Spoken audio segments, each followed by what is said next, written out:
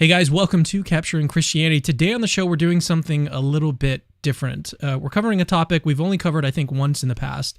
And I've got one of the guests today, Dr. Tyler McNabb. He's joining me to talk about the subject again, but it's about aliens and UFOs. There's some recent stuff that came out, I think it was on Sunday. And so today is Tuesday, so just 2 days ago. There's this whistleblower. His name is David Grusch. I think it's Grusch.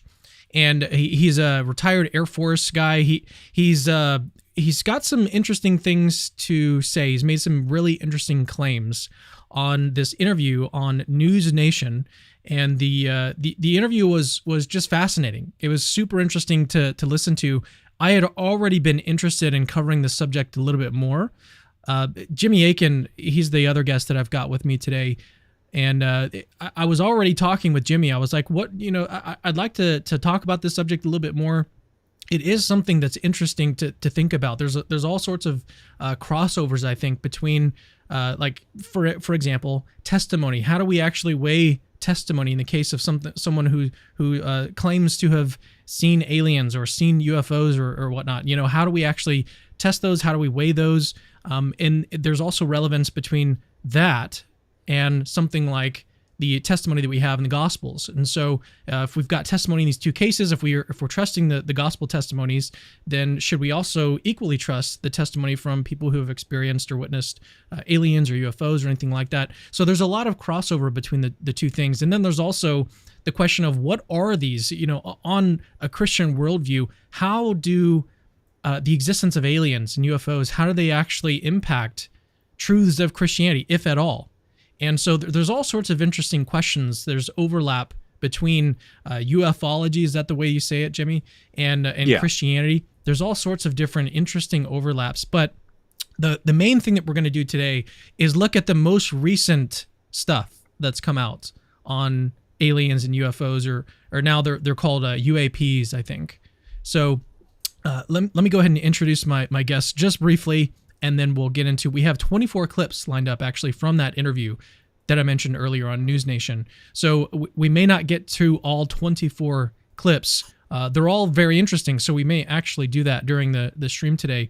But just to quickly introduce my guests, Jimmy is a Catholic apologist, and he's part of Catholic Answers, and he's been on the show before talking about all sorts of different subjects.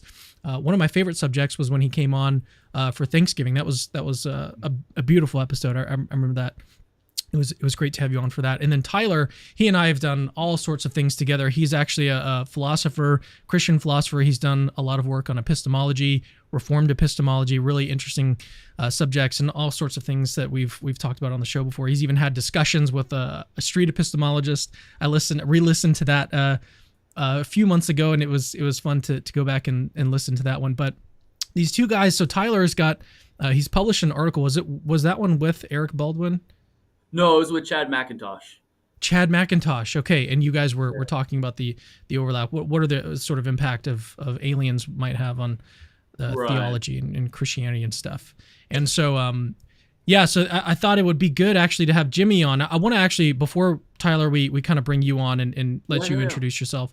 I wanted to give Jimmy a chance because a lot of people in the apologetic sphere and the philosophy sphere may not know that Jimmy is interested in this subject and talks about this subject and has been researching this subject for a number of years. So Jimmy, would you take just a little bit of just a couple minutes and talk about your background of ufology and your interest in the subject and how it all relates to what we're looking at today? Sure. So, people know me as a Catholic apologist. I'm also a philosopher. That's what my academic training is in.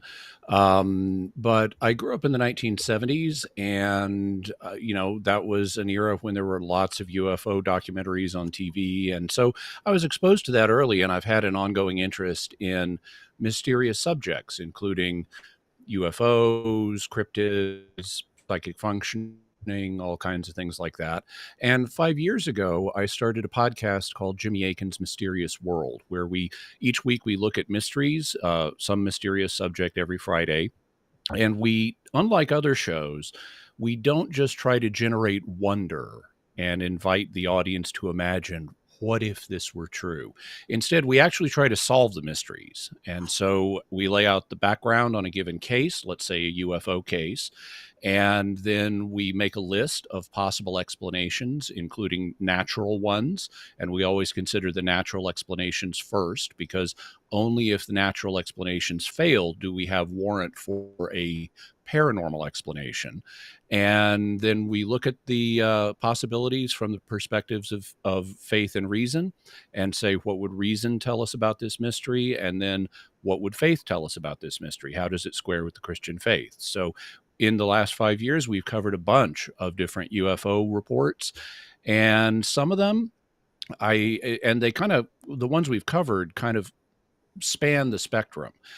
In some cases, I've uncovered evidence of hoaxers. For example, there's a very famous UFO advocate named Stephen Greer, who I'm convinced is an outright hoaxer, and I've got the video to prove it. Then there are other UFO encounters where I think there's a natural explanation. I don't think we're warranted in going to an otherworldly explanation. But there are some where, and there are also some where I think that the natural explanation may be classified technology. But then there are some that are harder to explain in terms of natural causes, where I'm open to the idea that there might be something extraterrestrial going on. I'm not 100% convinced that that's what's happening in any of these cases, but it's a possibility that I think has to be considered. So Tyler, how about you? Let's get you talk. What sort of sparked your interest in this subject? And you wrote a paper about it. What sort of interest or what sparked your interest in this subject? Yeah, so like astrobiology and Christian belief. I started thinking kind of hard about this a few years ago. When for some reason I was like, what if ETI, what if aliens existed? Would that pose a problem for Christian belief? And for some reason that bothered me more actually than the problem of evil or problem of divine hiddenness ever have, and I wasn't sure why. And still to this day, I'm not really able to I think get at the heart of the matter of why sometimes whenever aliens are mentioned, um, people automatically think that well, that's a problem for Christianity. So a couple of years ago, I messaged my friend Chad McIntosh, who is also on this program, um, and we wrote a paper. It's in Philosophia Christi. You can get a free version of it online if you just Google Tyler McNabb. Houston, do we have a problem? It's like ETI and Christian belief, something like that. And in that paper, we kind of go through and we look like why is there supposed to be a problem here? Where's the tension really at? Where's the conflict lie, so to speak, to reference Plantinga's work? And so we looked at whether it be like, would God the Son need multiple incarnations? Is that problematic? Could he just do everything in one incarnation? What about like, is a problem of evil exemplified? What if like these aliens started like dominating different worlds or destroyers of worlds? Like how does that fit? Is there some sort of like narrative issue, right? Is there some tension within narratives? The Christian story, you read the scripture, then all of a sudden aliens just show up.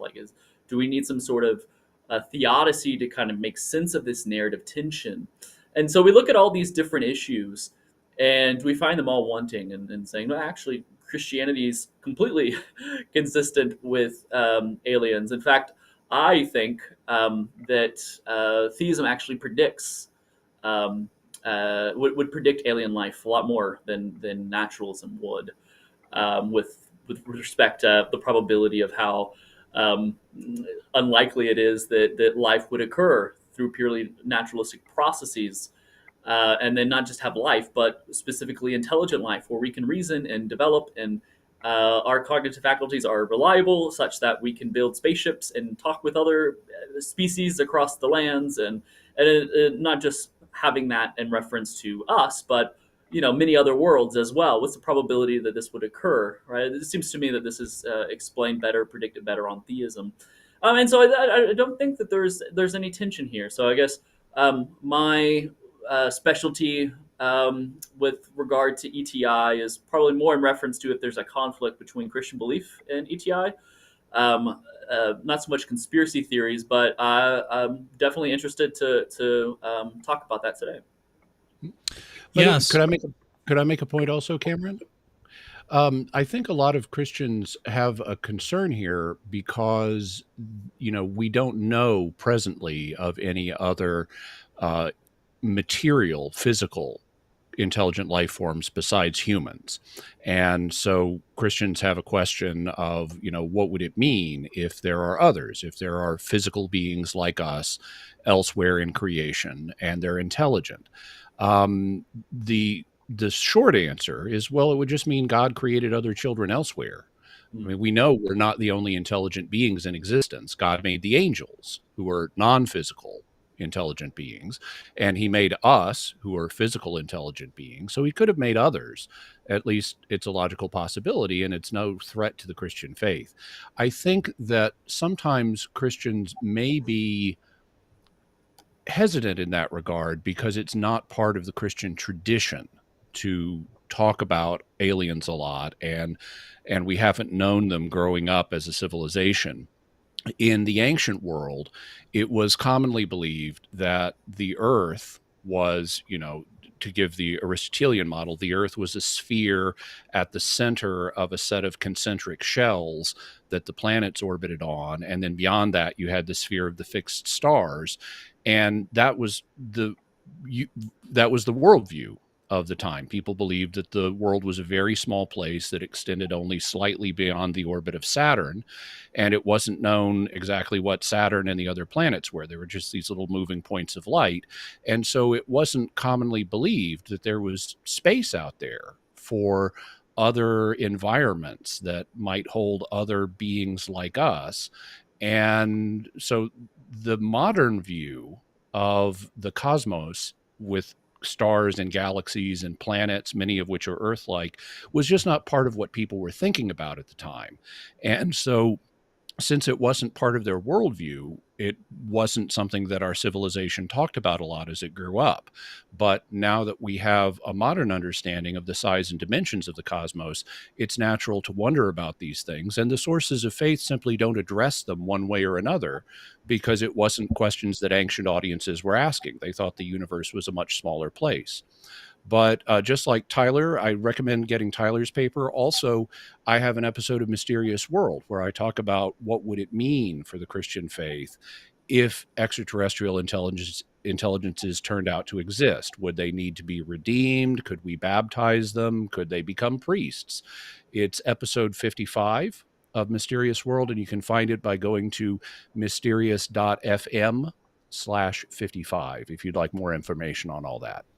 And I was just going to add, yeah, it would be a little weird actually if like ETI were mentioned in Scripture, right? So Chad and I suggest without making too much of the kind of analogy that God's our lover and He is writing a letter to us, Holy Scripture.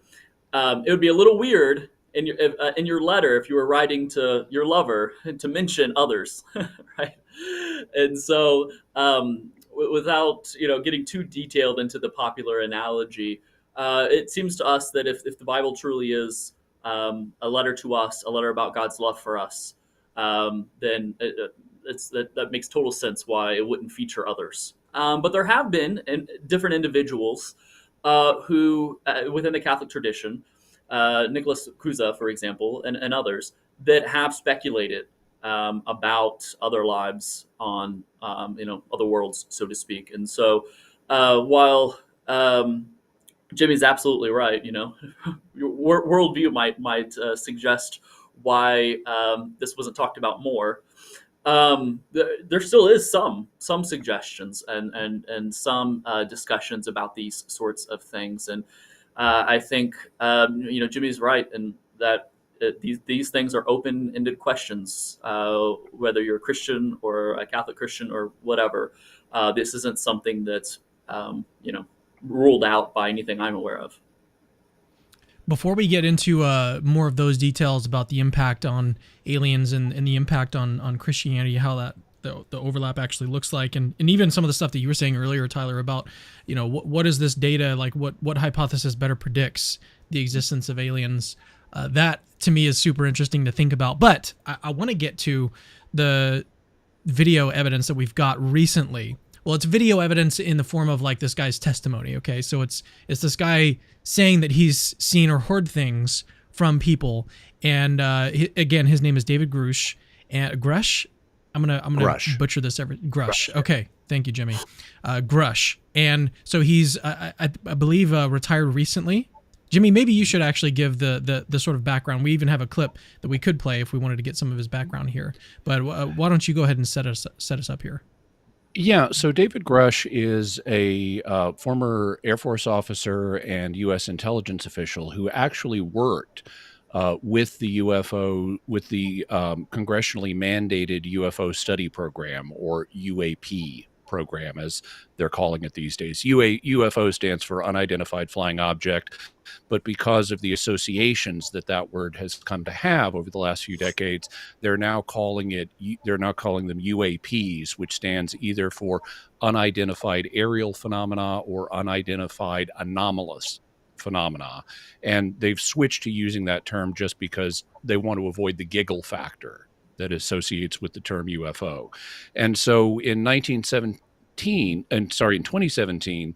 the New York Times broke a story about a program that the Navy had been running to look at UAPs that had been encountered by Navy pilots, for example, during military exercises like off the coast of San Diego, right here where I live.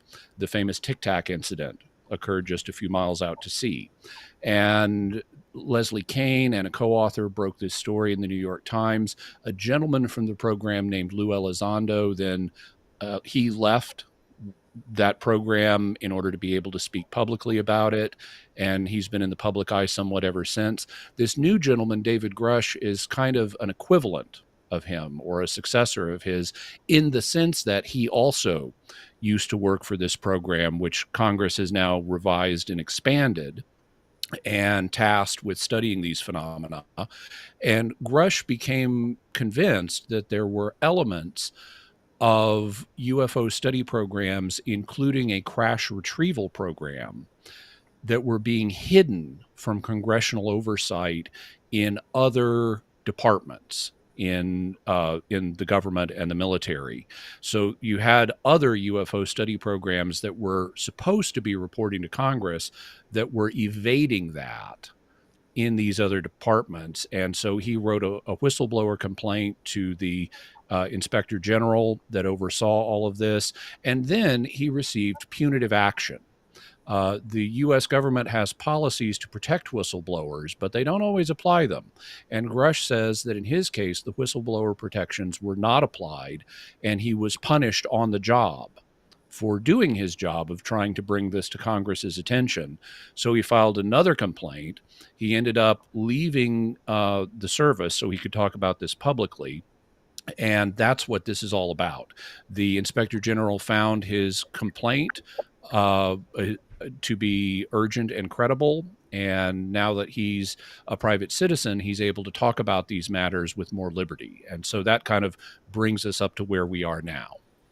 He's able to talk at least about what has been sort of declassified, or at least he can speak generally about the topic. He can't give any specific details that are classified, obviously. One of the other things that I found interesting is that his clearance level apparently was so high. I forget the term that's used for his level of clearance, something like 50 Top or secret I can't special remember. access.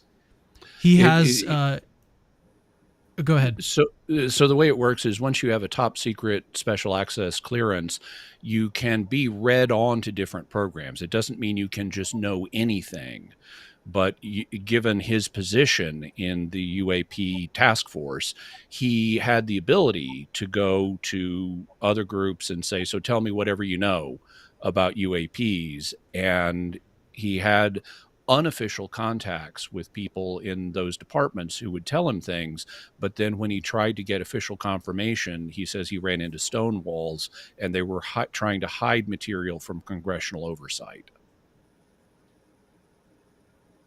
Tyler, do you have any thoughts? Otherwise, we can move to some Yeah, clips we can move here. on. Yeah. Okay. Well, actually, before we get to the clips, I wanted to ask you guys. You both have seen the interview, and also for anyone who's watching this currently, I've got the full interview linked in the description of this video. It links to the News Nation website. That's the only place you can actually watch the interview. I think there are some like ripped versions of it on YouTube if you can find those, but the full interview, you can just click the link that I've got in the description. You can watch the full interview. What I actually found interesting was the after show that they did after it was even almost more interesting than the show itself. But nevertheless, you can go watch the full interview there. We are going to play some clips here, but I wanted to ask you, you two, Jimmy and Tyler, before we play some of these clips, is what did this interview do for you? Did it move the needle at all? Did you like watch this and think, okay, well, you know, my credence in the existence of ETI has gone up, or it's sort of stayed the same, or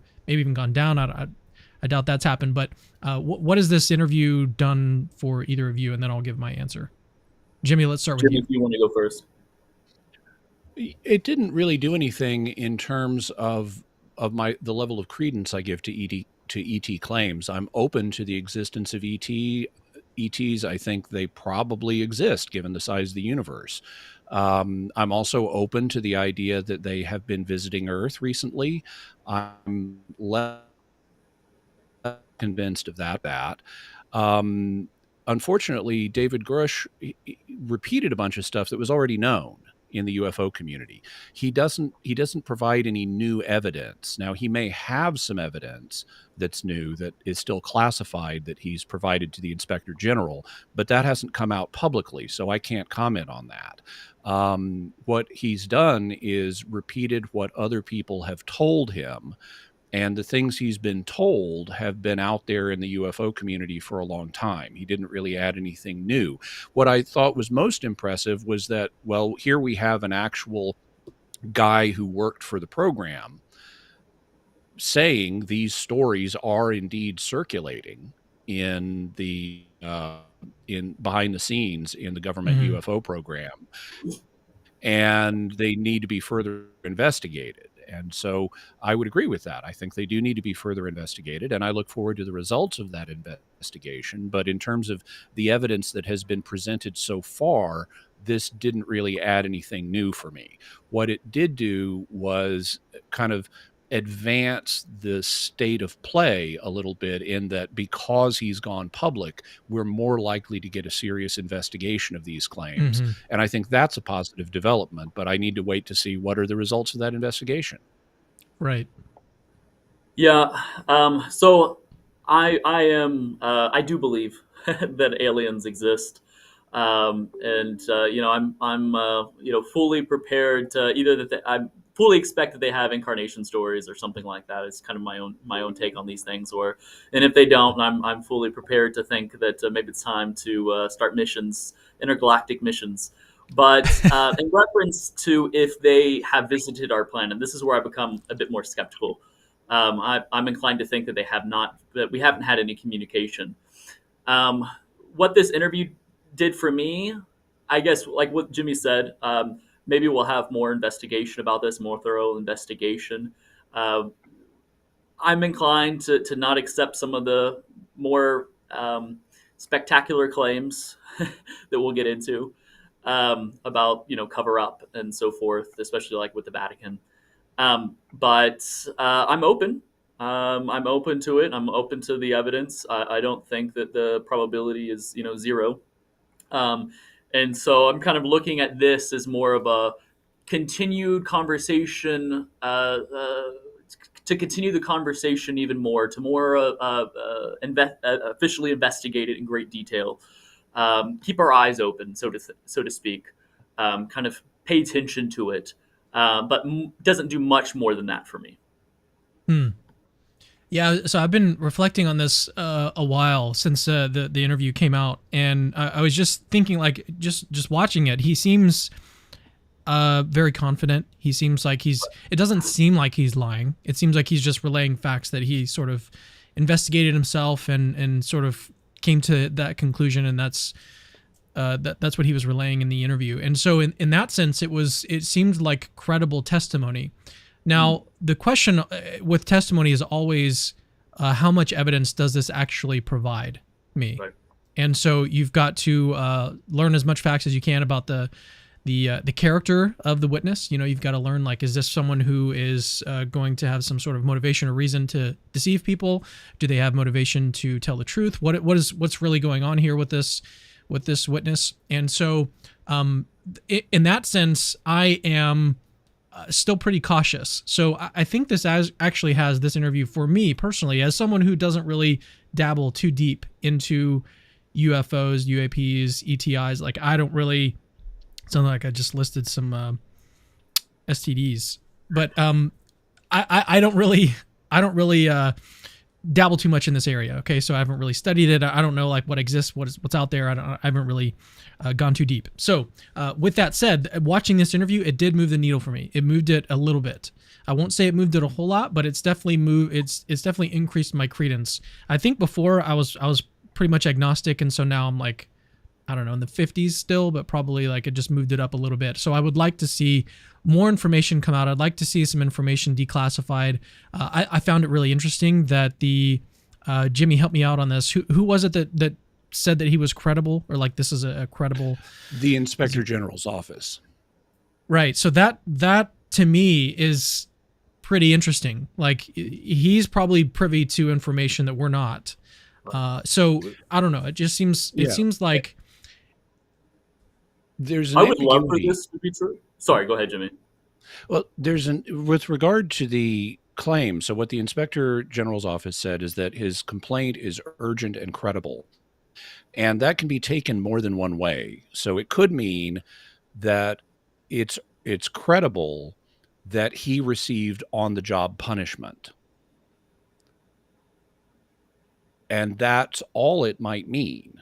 And it's urgent because it's a violation of our whistleblower protection policies. How it's being spun in the press is not only did he receive on-the-job punishment for doing his job, but also his claims he's making are credible. That there really is a crash retrieval program that's being hidden from Congress. And I don't know that the Inspector General has ruled on that, because it seems to me that the safe it could mean that, but I haven't seen evidence that would prove that that's what the Inspector General meant. And so it seems to me the safer interpretation of what the Inspector General's office said is that it's urgent and credible that he received on-the-job punishment. Yeah, that's helpful. So, I don't think they've looked into is there a crash retrieval program? I don't know that they're commenting on that. Gotcha. So yeah, I mean, just thinking more about just personally, autobiographically, how has this impacted me? Something that I also try to take into consideration is what is my prior probability of the existence of aliens? And I don't know that I've really worked that out. So like when it comes to the resurrection and Christianity and stuff, like that's one of the factors that you've got to at least have some ballpark idea of. Like how likely is it that God would want to raise Jesus from the dead before you look at the evidence? How likely is that? Because if it's just almost impossible, then it's going to take a ridiculous amount of evidence to overcome that initial improbability that you face. So you've got to have some kind of idea of how likely it would be in the first place before you look at any evidence of how likely a resurrection event would be. And so the same, I mean, and this goes not just for resurrections, not just for aliens, but for literally anything that you're trying to calculate the probability of. How likely is it that Smith is the murderer? We've got to look into his background. You've got to look, like, in general, it's very unlikely that any particular person is a murderer. So how likely is it that this individual person is a murderer? You've got to have some idea of that before you then look at the evidence that's against him, because the evidence, if it's not that great, then and it's really unlikely that he's the murderer, then you're going to come away thinking that he's not the murderer. So when it comes to aliens, that's just something that I haven't really done enough hard thinking about, is how likely is it on my worldview, everything else that I know about the world or perceive about the world, how likely is it that aliens might exist? That's a probability that I haven't really thought too much about, and I probably need to before I consider the testimony of someone like David Grusch. So with that said, let's go ahead and just play some of the clips. So we've got 24 clips, and we may not get to all of them. We may actually get to all, I don't know. They're all pretty short. And thank you again, Jimmy, for putting all these clips together for us. So we'll work through these clips sort of systematically. We'll work through one by one, and if we feel like we just need to skip a couple to get forward and move along, we can do that. But let's get to some of his background. We'll start here. The first clip is just the background of Grusch. And so let's do that. Let's play that clip, and then we'll get some commentary on it. My name is David Grusch. I came from a blue-collar family in Pittsburgh. I didn't have the money for college. Always admired people in uniform. And I've always wanted to be a part of something bigger than myself. 18 years ago, I got an Air Force scholarship for physics. I originally commissioned on active duty in the Air Force, served 14 years in the Air Force. I look at this photograph, Dave, and I see a very proud officer. I was getting promoted to captain when I was deployed. And you still love your country, don't you? Absolutely. A career intelligence officer, Grusch spent time on the ground in Afghanistan and other places he can't mention before rotating back to Washington. I was an intel officer for the U.S. for 14 years. My last position, which I left in April of 2023, I co-led the UAP portfolio for the National Geospatial Intelligence Agency, and some of the highest officials within the Department of Defense and Intelligence community used to call on me to advise them on some of the hardest target sets that the country had. You are one of the most trusted former intelligence officials in the US defense and intelligence establishment. Yes, I was. You were trusted with the most intimate secrets. Yes. So I think this is important. I mean, it's really good that it seems like News Nation really did their due diligence in looking into this guy's background. And so, Jimmy, do you have any thoughts on his background and how credible he is in terms of like where he came from, the sort of things that he did beforehand? And I guess this also does relate to his, he says that he's not a sort of disgruntled employee. It's not as if he was fired and now he's trying to like get back at the government or anything like that. So all of this is sort of related to, how credible is his testimony. But Jimmy, what are your thoughts? Well, there have been lots of people in the UFO community over the years who have come out and tried to say, here's this big, stunning revelation of we've got alien bodies and crashed UFOs in a hangar at Area 51 and things like that. And a lot of these people have, I'll put it this way, none of the people who have reported such things have been as highly qualified as Grusch is. Many of them either don't have a military background and are lying about it, or maybe they had a military background or were working as a civilian contractor, but in a very peripheral way. Here we have someone who is central to the government's UFO investigative process saying these things, and that's different than what we've had in the past.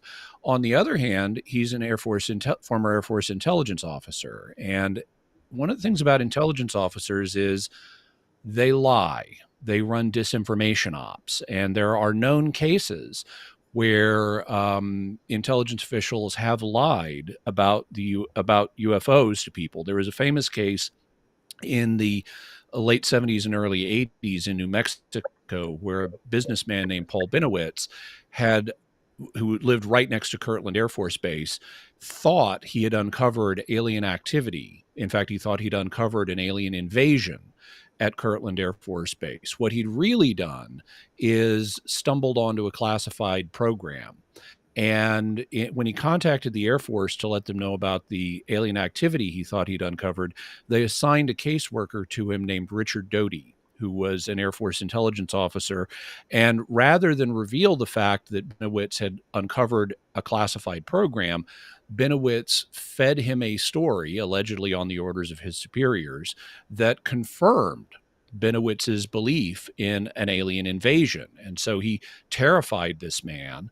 Benowitz ended up having a mental breakdown as a result because Richard Doty was an Air Force officer, an intelligence officer, giving him a disinformation in order to cover up something classified. And frankly, Richard Doty is a lying liar who lies. And that's something that intelligence officials do as part of their job sometimes. So it's something we need to keep in mind is, could this be part of some kind of psyop or disinformation campaign? Because such things have happened in the past with UFOs. Mm-hmm. Yeah, I'm inclined to think that he seems to be a good candidate epistemically speaking, who would be connected with others, who would know. I think that testimony, that you can accept testimony that's not from the person themselves, but yeah, say from another person that they knew intimately well. I think that's totally fine. I think that's that the testimony counts. Again, I don't want to rule any of this out. Just like I think with the Gospels, that if there's eyewitness testimony it's mentioned, maybe it's not from the author himself, but maybe it's from uh, uh, an apostle that the individual knew, right? And so I think that's totally okay. I don't have a problem with it. I think he's in good epistemic shape in reference to being a candidate who would be in the know, so to speak. And as Jimmy said, given his ranking and his clearance level, this individual stands out far more than any of the ones that I've ever heard of, with respect to if ETI exists. So initially when I first saw this, I was actually like really, really excited because I thought, well, this is like one of the best candidates ever. Like let's hear what he says.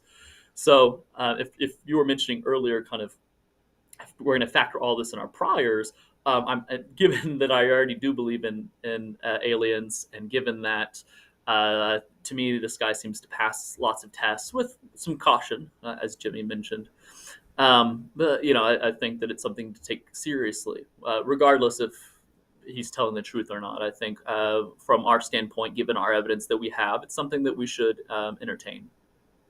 So we haven't really got into anything that he's actually claimed so far, but we're still kind of just like assessing where he's at, like his credibility. So on that note, why don't we go to a clip that's sort of actually at the end of the clips that you sent me, Jimmy, where this explains how he checked out his claims, how he sort of his methods for investigating what he was being told. So let's play this clip. It's how he checked his claims. You haven't been fed disinformation. It's a common thing in intelligence for governments to mislead. Mm-hmm. Yeah, I was very sensitive to that fact. Was this some kind of ruse against me?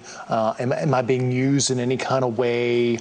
And I took about 4 years being very methodical before I filed my whistleblower complaint to be absolutely certain of these basic facts. So take me through the process of how you convinced yourself that this is real.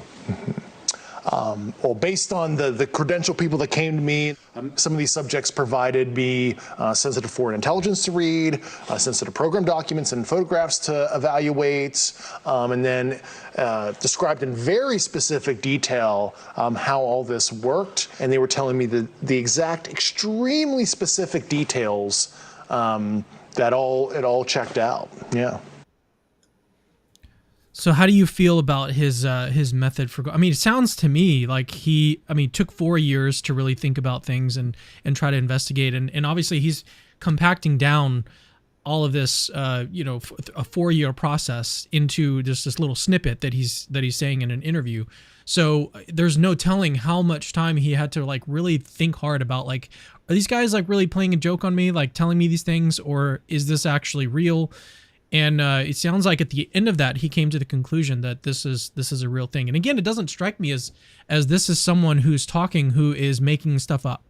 Like it sounds like he really was convinced that this is real, and so he's sort of sincere. It's kind of like going back to the analogy of the resurrection. One of the things that you do in the resurrection is you try to rule out sort of conspiracy hypotheses. Like the disciples weren't just making it up. They were sincere. Now you might have some natural explanation why they experienced what they experienced, like hallucinations or something like that. And so in the case of Grusch, you might have some other natural explanation. Just like the people that were talking with him those were the people that were lying. It wasn't Grusch that was lying. It was the other people that were lying to him. And so, but then that seems pretty unlikely also, like given his testimony about him believing that they were telling the truth. And it doesn't take too long. Like if you know someone, to be with them, it's you can kind of tell, like, is this person lying to me? Does he lie about other things, or are they credible in all of these situations except for this one thing? Most people can kind of tell, like just hanging out with someone, whether or not they're a credible person. And so I don't know. I mean, this sounds, again, it sounds like a point in sort of in his favor. Like this sounds like a reasonable thing that he did and the way that he went about it. So any thoughts, guys? So there are two possibilities here. If this is a disinformation campaign, either Grusch is himself a conscious disinformation agent, or he has been duped by people who are disinformation agents. In regard to the first possibility, he does come across as a sincere person in the interview, and that would suggest he's sincere. On the other hand, disinformation agents are paid to look sincere. So he might be very good at his job at appearing sincere when he's not. A stronger factor, to my mind, is his whistleblower complaint is filed under penalty of perjury. And so he has legal exposure and could go to prison if he's lying about this, if he's consciously lying. Now, there is an answer for that too, which could be, well, if this is a disinformation op, he's been promised that he won't be prosecuted when the story falls apart, if it falls apart. But I still think that the balance of evidence, given that he did sign this under penalty of perjury, suggests he is sincere, and that's corroborated by his appearance of sincerity and by other people who know him, who have vouched for his sincerity. So I think the odds are he's sincere. So if this is a disinformation op, then he would have been lied to by disinformation agents who are working in various government or military positions. And we do know that there are disinformation people working in other departments. They're paid to do it. So they do exist. I think it's good that he recognized the disinformation possibility here and that he says he spent 4 years checking this out. That is a sign of credibility that, if he was aware of the possibility, he was being lied to, he spent a long time checking it out. Unfortunately, what he doesn't give us is the evidence that he used to check it out, because that evidence is still classified. For example, he says at one point that he's seen photographs. Of course, photos could be fake, but it would be nice to see them. He's also said he's read various classified reports. It would be nice to see those. Unfortunately, we haven't seen those because they're still classified, so I can't comment on the evidence, but at least the fact that he says he was aware of this issue and spent a long time checking it out is a sign that that is a sign of additional credibility, not just in his sincerity, but that he tested the claims that he was being given, and for him, they passed scrutiny. Yeah, so in this case, we, with the Gospels, for example, or with the idea that disciples sincerely believed that Jesus had risen from the dead, outside of, hey, they look like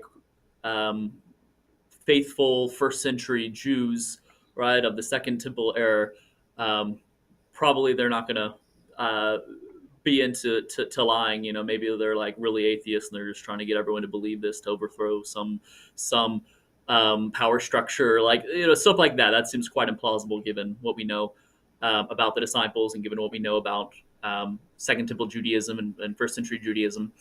But obviously, with the disciples, you have the idea that it seems like they sincerely believe, because our best kind of historical understanding of what happened to the disciples was that a lot of them, at least, died and were persecuted in great ways, and they didn't cave. Of course, I'm not saying that that in itself shows that Jesus did indeed raise from the dead. I'm just purely talking about the sincerity of belief here. And we can't do that fully here, and hopefully we won't be able to in that sense, because hopefully David won't be facing great persecution and so forth. But I do think that the perjury comment, I do think that does help somewhat. I mean, it's not as good as like it could be, but that perjury, the under perjury clause, that does do something at least. That helps. That gets us somewhere at least. So again, I'm with Jimmy. I'm wanting a lot more information here. I want to see the evidence. Right. I want this to be put up front. But hopefully, if anything, like I said, this gets people talking, and this gets more seriously investigated by those who have the power to do so.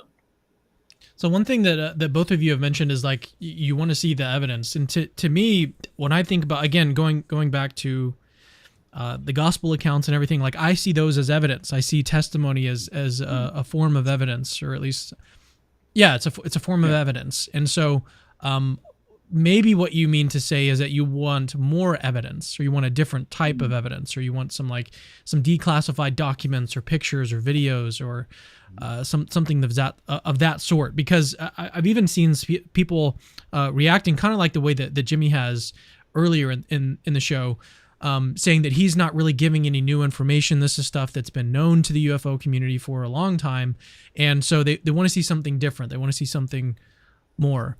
Now, can I comment on how I would approach the issue of testimony and evidence? Yeah. So I approach, humans use language to communicate, and there's a basic presumption of trust in what other people tell us. If we systematically distrusted everything that we were told, society would fall apart and we wouldn't be able to function. So instead, it's actually a psychological disorder as well. Yeah, it is. Yeah. So we actually have a default assumption of trust in what other people tell us. And so we give credence to other people's testimony. However, that presumption of trust can be overcome in various situations, because we're aware that people can make mistakes, they can misperceive things, there can be natural explanations for things that people thought were not natural, there can be hoaxes and so forth. So when we are considering a claim that is dramatic, at least one we subjectively regard as dramatic, something that is contrary to our priors, to use Bayesian language, we naturally want to look at these other possibilities. And in the case of the Gospels and the other New Testament documents, well, we have these testimonies, we have these documents. There's a presumption of trust, but if we are approaching them from a non-Christian perspective, so that what these documents are saying violates our prior expectations, it's natural to look at them and say, okay, could there be something else going on here? Could the disciples have misperceived things? Could they have just maybe gone to the wrong tomb and thought it was empty? But there's a plausible rejoinder to that. Or could Jesus have a twin and the twin got crucified and then they saw the living twin alive and thought Jesus had been raised? But then there are problems with that. So what you find is that when you consider the Gospels, you take them, there's an initial presumption of trust, but if you're coming from a non-Christian perspective and they violate your prior beliefs, then you look at these other alternatives. And what Apologetics has shown is that the alternative explanations are all shot through with problems. These guys are sincere. They didn't plausibly go to another tomb because the Jewish authorities would have just produced the body. There wasn't a twin. They would have known about a twin, and if they knew about the twin, they wouldn't leap to the conclusion Jesus was raised from the dead. They just say, "Oh, hey, you're the twin. How you doing?"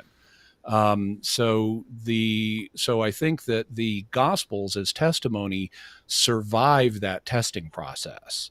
When you apply the testing process to the Gospels and the other New Testament documents, they pass. And so the presumption of trust is restored. When it comes to these UFO claims, we have the testimony. I think we need to be open to that as evidence, but then it needs to be tested. And here is where we've encountered problems in the UFO community, because there are known disinformation agents. And there have been a variety of documents released, some of them back in the 1980s and 90s. There were a famous set of documents released known as the Majestic 12 or MJ12 documents that appear to have been manufactured by someone in government intelligence that were then used as part of a disinformation op. And a lot of the claims that Grusch is making are very similar to claims that are made in the MJ12 documents. And if the MJ12 documents have been largely debunked, including on stylistic grounds and historical anachronisms they contain. And so if this is just recycled MJ12 stuff, then this wouldn't be any more credible than the MJ12 documents themselves were. And so that's part of why I'd like to see more evidence to see if these claims can survive additional testing. And so For me, testimony is evidence. I think that if he's telling the truth right now, and someone just finds themselves, let's say Cameron, for example, just finds himself believing that, like, yeah, what he's saying is true, right? I think we're hardwired to accept testimony as a means to know. And if your faculties are functioning properly, as you accept his testimony, you can't kick that trust, that belief, and it's part of a true testimonial, reliable cycle here, testimonial chain. Then I think that you could know apart from investigating with further evidence. So I totally think that's the case. Personally, I don't find myself doing that. I'm cautious. I'm interested.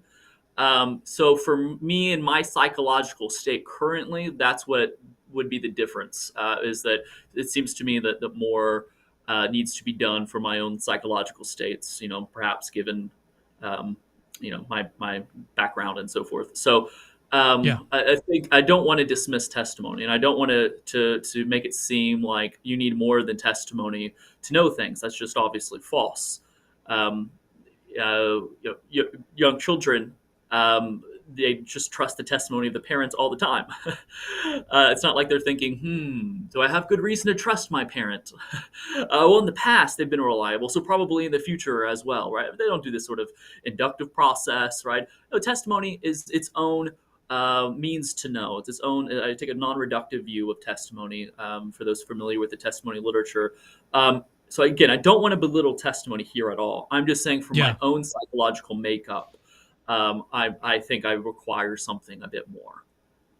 Yeah, no, I think that's totally fair. I think that when it comes to testimony, you can sort of be in different stages. So like you can be in the stage of being initially told whatever it is you're being told, like, hey, I saw this guy murder this other person. And so you can be in that state where you haven't really investigated anything else beyond that. Like all you know is you've been told this. You don't know anything about the person. You haven't really investigated anything else. And so you can be in different stages in the sort of circumstance that you're in when you're presented with someone's testimony. So just like Thomas, doubting Thomas, like he was presented with this evidence, like this testimonial evidence. Hey, Jesus has come back, and he's like, I need to see it for myself. And then Jesus does show himself to Thomas, and then he, that whole story sort of plays out. So you can be in different stages of being told some sort of level of testimony, and then you can go in further and investigate it a little bit further. And I think that all three of us are kind of saying that when it comes to something like this with Grusch and everything, is that we're in the stage of we need to investigate further with this. So we're not discounting it, but it is sort of giving us a little piece. But we need to investigate it further, and so that's basically where we're at. We haven't done that. And again, I don't want to discount not only his testimony but others. I think it's epistemically possible that, given that we're designed to accept testimony as a means to know, and if someone finds himself just trusting his testimony and believing it, and that testimony is part of a warrant testimonial cycle, he really does have warranted belief, and that's being transferred to you. I think that's sufficient. It's just, again, I think most people's psychological makeups, perhaps because they're priors and on this sort of thing, it's going to be a little different.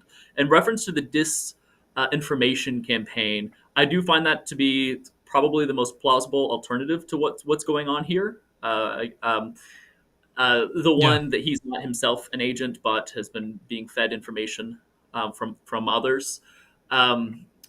Like I said, the perjury thing, as far as I can tell, he seems like an honest guy, that sort of thing. Seems like he sincerely believes this. But it does. We know that like spies exist, like people live these completely different lives, and we don't know about it until years and years later. It does seem to make the hypothesis more complex, though, right? Because you're like, well, what if there's even this larger conspiracy going on here, and there's these individuals who are trying to persuade him to do this for this particular reason. And I mean, you sort of add to the hypothesis here. So obviously that might not matter ultimately, but that is something to consider as well. Can I offer a thought on, just because it will help fill in the picture a little bit for people who aren't familiar with this area, of why the disinformation op would exist. I mentioned, so one reason that military officials have used disinformation in regard to UFOs is to keep classified projects classified. For example, in the 1960s, the Air Force and the CIA were developing a pair of twin aircraft. The public Air Force version was the SR-71 Blackbird. It was a spy plane, and the CIA equivalent was known as the Oxcart. And in order to keep the planes light enough, especially the Oxcart, it was unpainted. So it had a titanium silvery metallic hull. And if you would see an Oxcart from kind of a bad angle, it would have a thick middle section with little extensions where the wings were. And at times, people would see UFOs like just before dawn or just after sunset. And what they were actually looking at was an Oxcart being tested in the sky.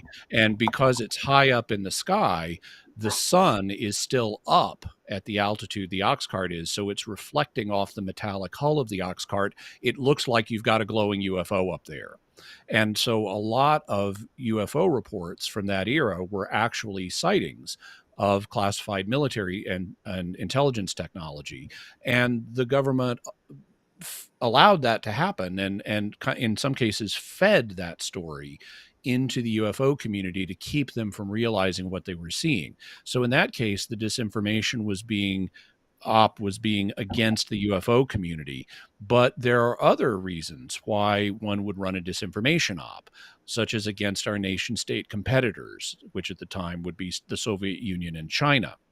One of the things that's been noted about the MJ-12 documents, which claimed we had crash retrieval, we had alien bodies, we had met with the aliens, we had an agreement with the aliens, we'd signed a treaty with them. That was happening. The MJ-12 documents were coming out at the end of the Cold War, when the Soviet bloc and then eventually the Soviet Union itself was falling apart.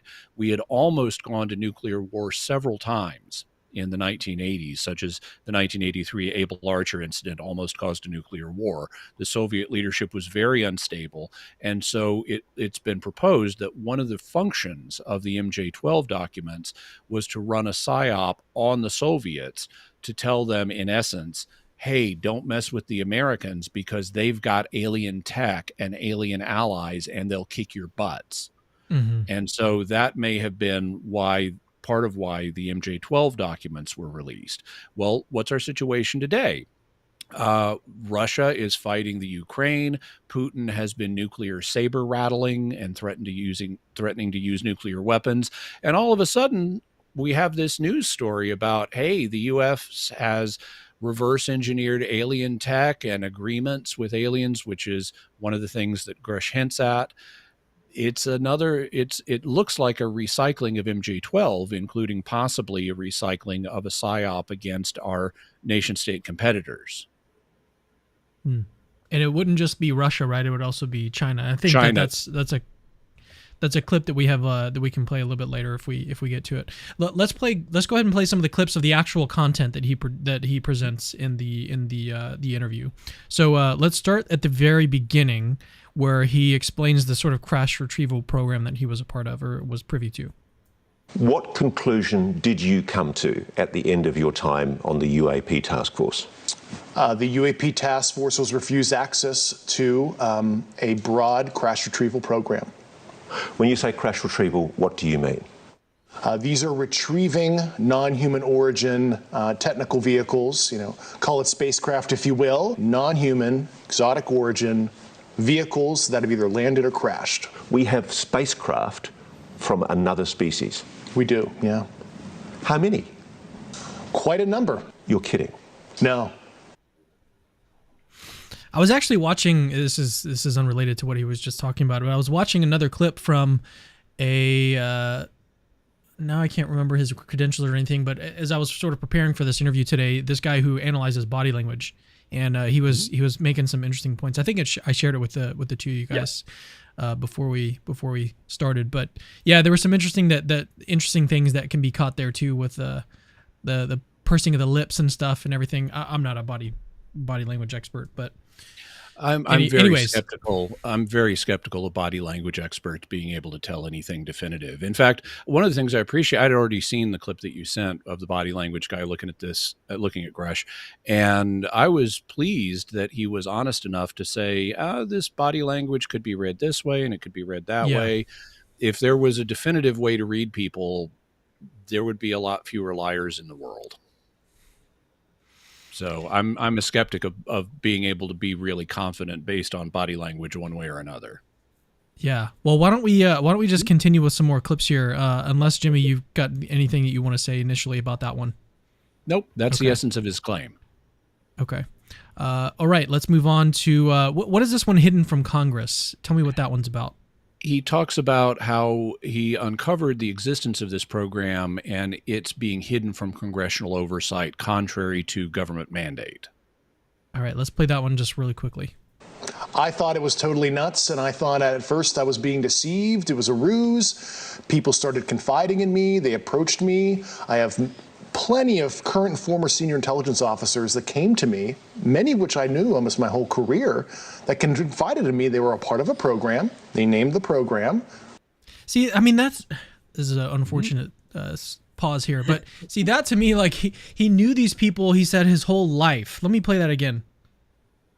I have plenty of current and former senior intelligence officers that came to me, many of which I knew almost my whole career, that confided in me they were a part of a program. So he knew them almost his whole career, and then they came out and confided in him. See that? Well, I guess it could still just be part of this big, disinformation campaign. It could just be that they, like, now is their chance to like feed this guy some bad information, right?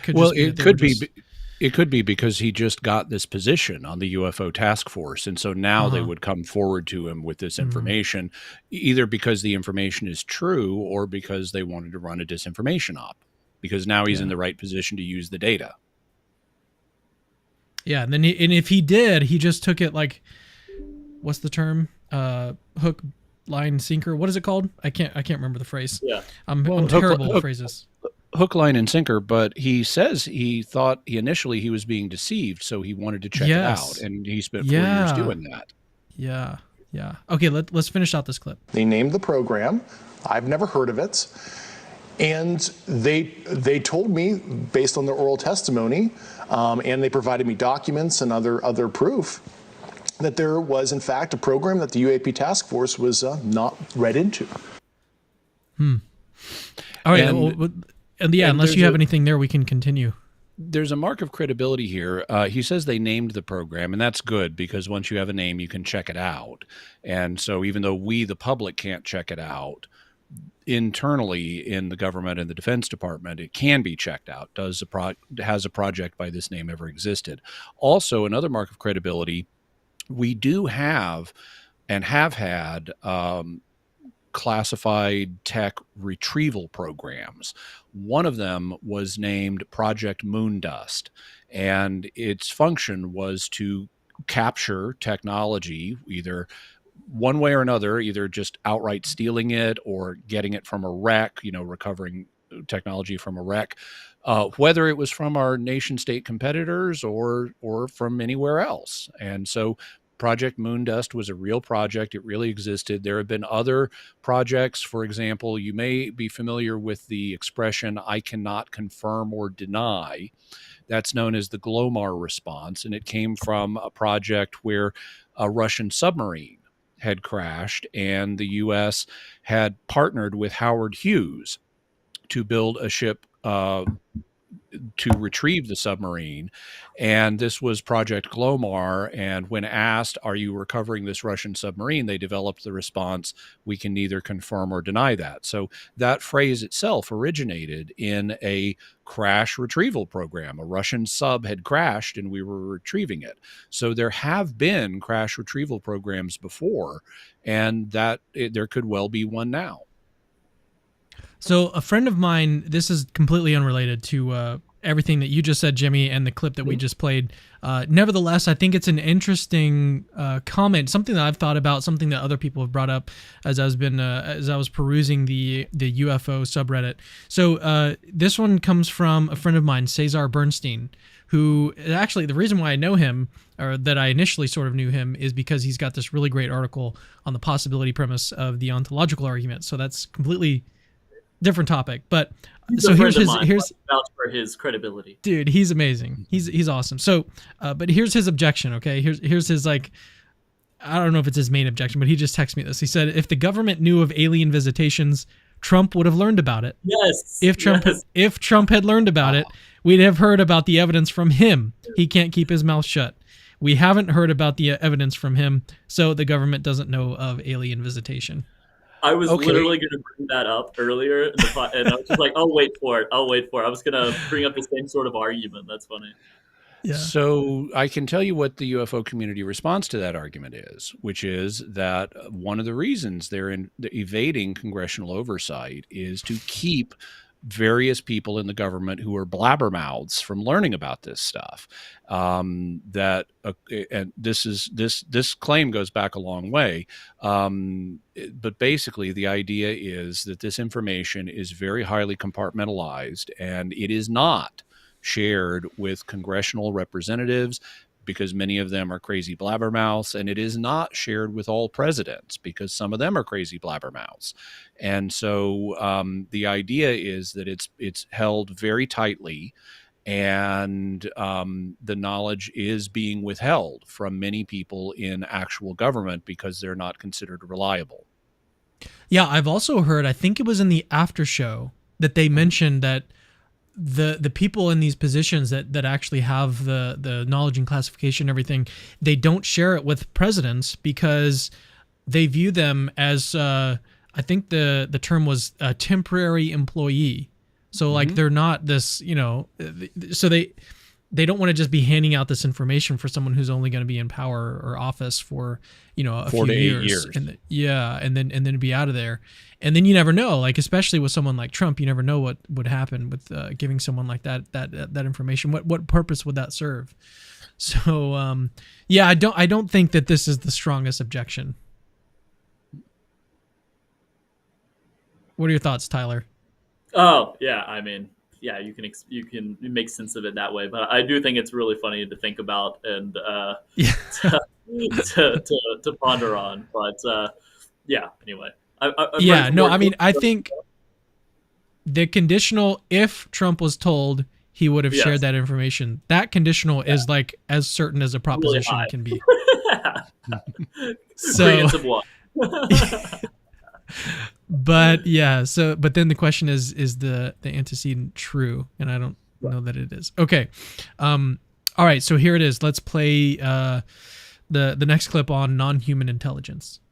You are alleging that the US government has been concealing the existence on this planet of alien life. I would couch it as non-human intelligence, NHI, like we would like to say. That's interesting. Why does he couch it in those terms, do you think, Jimmy, instead of saying that it's an alien? He goes on to explain because he's not sure where the intelligences are coming from. He's open to the possibility that they're not coming from elsewhere in our universe. They're coming from a parallel dimension. So they might be coming from a parallel Earth, in which case they wouldn't be extraterrestrials. They're paraterrestrials. And so rather than prejudicing where they come from by saying alien or extraterrestrial, he's using the term NHI for just non-human intelligence, meaning they're not us and they're intelligent, but we're not talking about where they come from. They could be from another planet in our universe. They could be from our planet in a parallel dimension. They could be what are sometimes called cryptoterrestrials, if there's a hidden race here on Earth somehow. So he's trying to stick with theory neutral terminology of just they're non-human and they're intelligent, but we're not saying anything or implying anything beyond that about where they come from. My issue there is that he later says that we have bodies, like we have bodies of these intelligences. However, if you've got that, wouldn't you know, like if you've got a body, you would know that it was a human? Like what? Well, even if it's like a parallel human of like some other Earth? He's saying they're non-human. And so if let's say we get a body, we run a DNA test on it, and it's a non-human, but it might be a non-human if evolution ran differently in a parallel world. It could be from another dimension, from a parallel Earth where evolution unfolded differently, and so it doesn't have human DNA. Okay. And so, but then couldn't you still just say that that's an alien?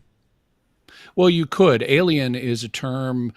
I mean, alien is a term that is strictly speaking neutral. I mean, it just means someone or something that's foreign. So in Mexico, I'm an alien, and in America, a Mexican is an alien. But the term has come to mean extraterrestrial in the popular mind. And so he's trying to avoid prejudicing things in favor of the extraterrestrial hypothesis by using the word alien. Okay, let's continue with the clip. In our language. Why do you say that? Why do you say NHI? I don't want to necessarily denote origin. I don't think we have all the data to say, oh, they're coming from a certain location. And I couch it as somebody who studied physics, where maybe they're coming from a different physical dimension as described in quantum mechanics. That was an interesting clip. Let's play the other one, the other clip where he mentions bodies. We'll just play that one now. Do we have bodies? Do we have species of Well, naturally, when you recover something that's either landed or crashed, sometimes you encounter dead pilots. And believe it or not, as fantastical as that sounds, it's true. See, that's an when he says comments like this is a sort of throwaway comment, as fantastical as that sounds, he knows how crazy it sounds. That to me is a mark of credibility. Like he knows that what he's saying is crazy, and he's sort of marking that and saying, as crazy as that sounds, that's like that's what's true.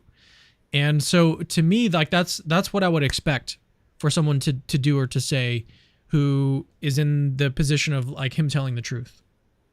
So I think that sort of adds those types of comments add to his credibility. I would agree. It's a small mark because a good liar will also do that, but it is a mark of credibility. Yeah, but see, like a liar, I don't know. I feel like there would be some acting that you'd be able to pick up on, and I'm not picking up on any of that. So either he's like one of the best liars that I've ever seen, or he's literally just telling. And there's other people that have duped him. And then you might think, like, going back to the what was it called? Kind of the body movement analysis guy that we saw, and he basically thought that he was hiding something Body or language. lying. Yeah, sort of body language analysis. Then you might think, well, if he was lying, maybe, and he was like a really great liar, then he'd be able to replicate all the positives for body language analysis to pick up on and to indicate that he actually wasn't lying. And so you can get into, if he really is this expert trained liar, then perhaps he would have passed these tests with flying colors, but these were much more subjective and maybe didn't do so hot under them. And so, yeah, this can get kind of, like I said, it start to explode the hypothesis, because then it's like, well, that's what he'd want you to think. So, and you can just continue to go on this kind of conspiracy trail here. So I think that there is some mark of credibility when through his body language and as he's sort of articulating this. I think maybe you wouldn't expect this as much on the hypothesis that he was a trained liar. And it's true. There are a lot of, out there claims. I mean, for example, this reminds me of an episode I did of Mysterious World. Cameron, I know this sounds crazy, but I actually uncovered evidence that without telling us, the U.S. government is putting hydroxylic acid in our water supply. Did I just lie? Did you just lie? No, Yeah, no, because I just did the evidence. same thing he did. I said, I know this is crazy, but Yeah. Yeah. actually, No, it's I know true. that it's the U.S. yeah. The U.S. government is putting hydroxylic acid in our water supply because hydroxylic acid is a chemical name for water. So the government is putting water in our water supply, and they're not telling us it's hydroxylic acid. No, I think that if so, like, you'd have to just I guess I'm just not like really couched in the type of psychology that someone would have to be in to be that level of liar, and so it's so foreign to me. Good. Yeah, That means you're an honest person. Maybe I'm just easily duped. I don't know. Well, why don't we play? Let's play some more clips. Let's play one from him where he explains what he's seen. Let's do that one. Have you seen spacecraft? I've seen some interesting photos and I've read some very interesting reports. But, he says, the specific documents and photos that would prove his claims are still classified, and he cannot disclose them here. Yeah, so he says he has seen things. He's like seen things himself. It's not just that he's hearing stories from other people. He's seen reports. He's seen photos. He does mention that elsewhere as well, that there are other videos that could be declassified and released, but the government's just not doing that. And so he has seen, it's not just a case of, maybe those could be part of the disinformation campaign as well. Well, hypothetically, when he refers to the videos that could be declassified, I think he's referring to other videos that the UFO task force has in its possession. When it comes to this crash retrieval program, what he's seen are photos and documents. And I've seen some accounts that said he hadn't seen any photos, but here it indicates he did. So I think that's good. That's, photos can be faked, but it's still better to see photos than not to see photos.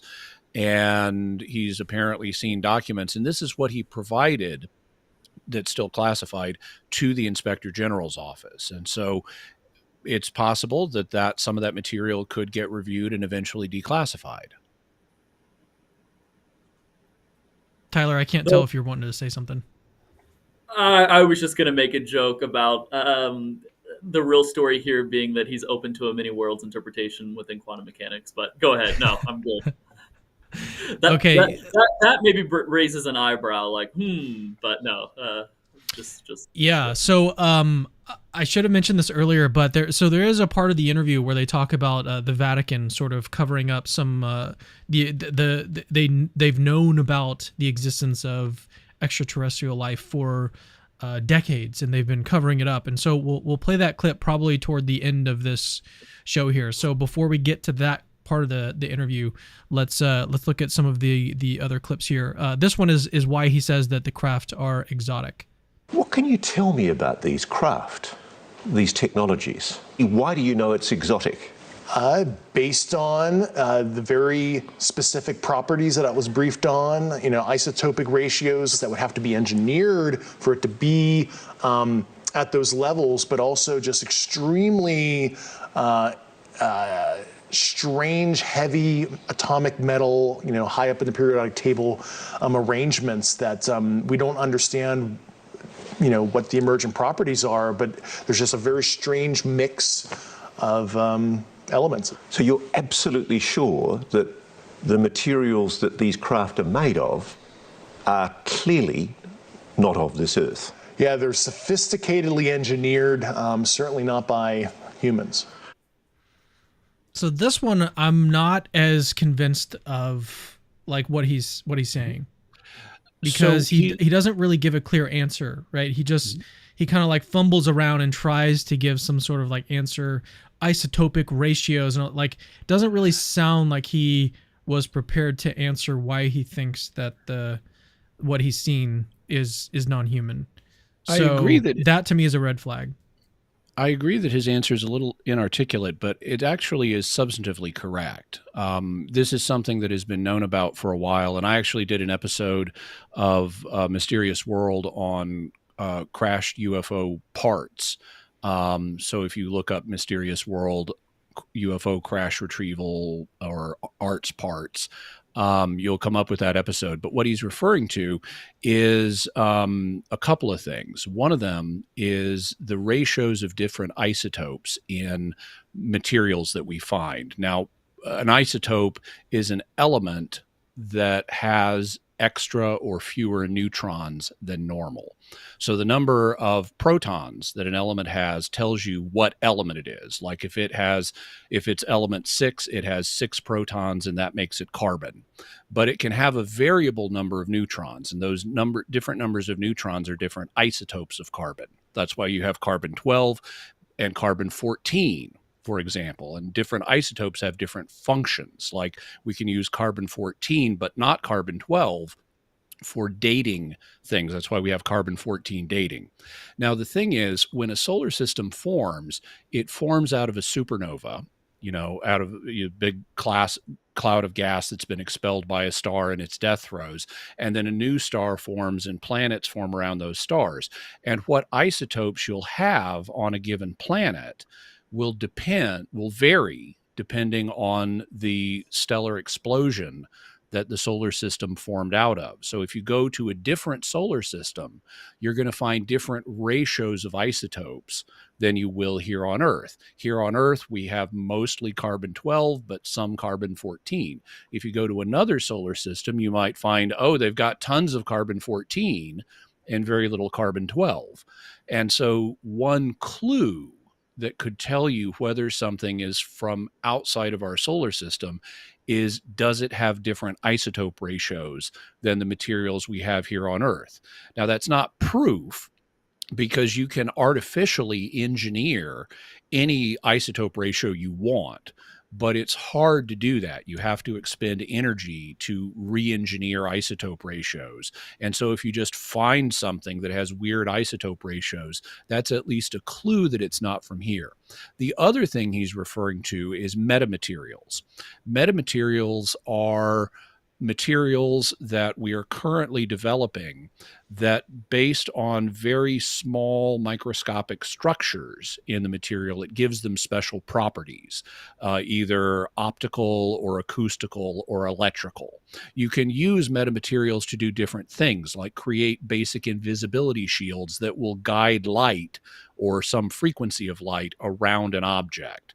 And we're just at the beginning of our study of metamaterials. And one of the things that's come out in some of the analyses of alleged UFO crash materials is that they're actually metamaterials.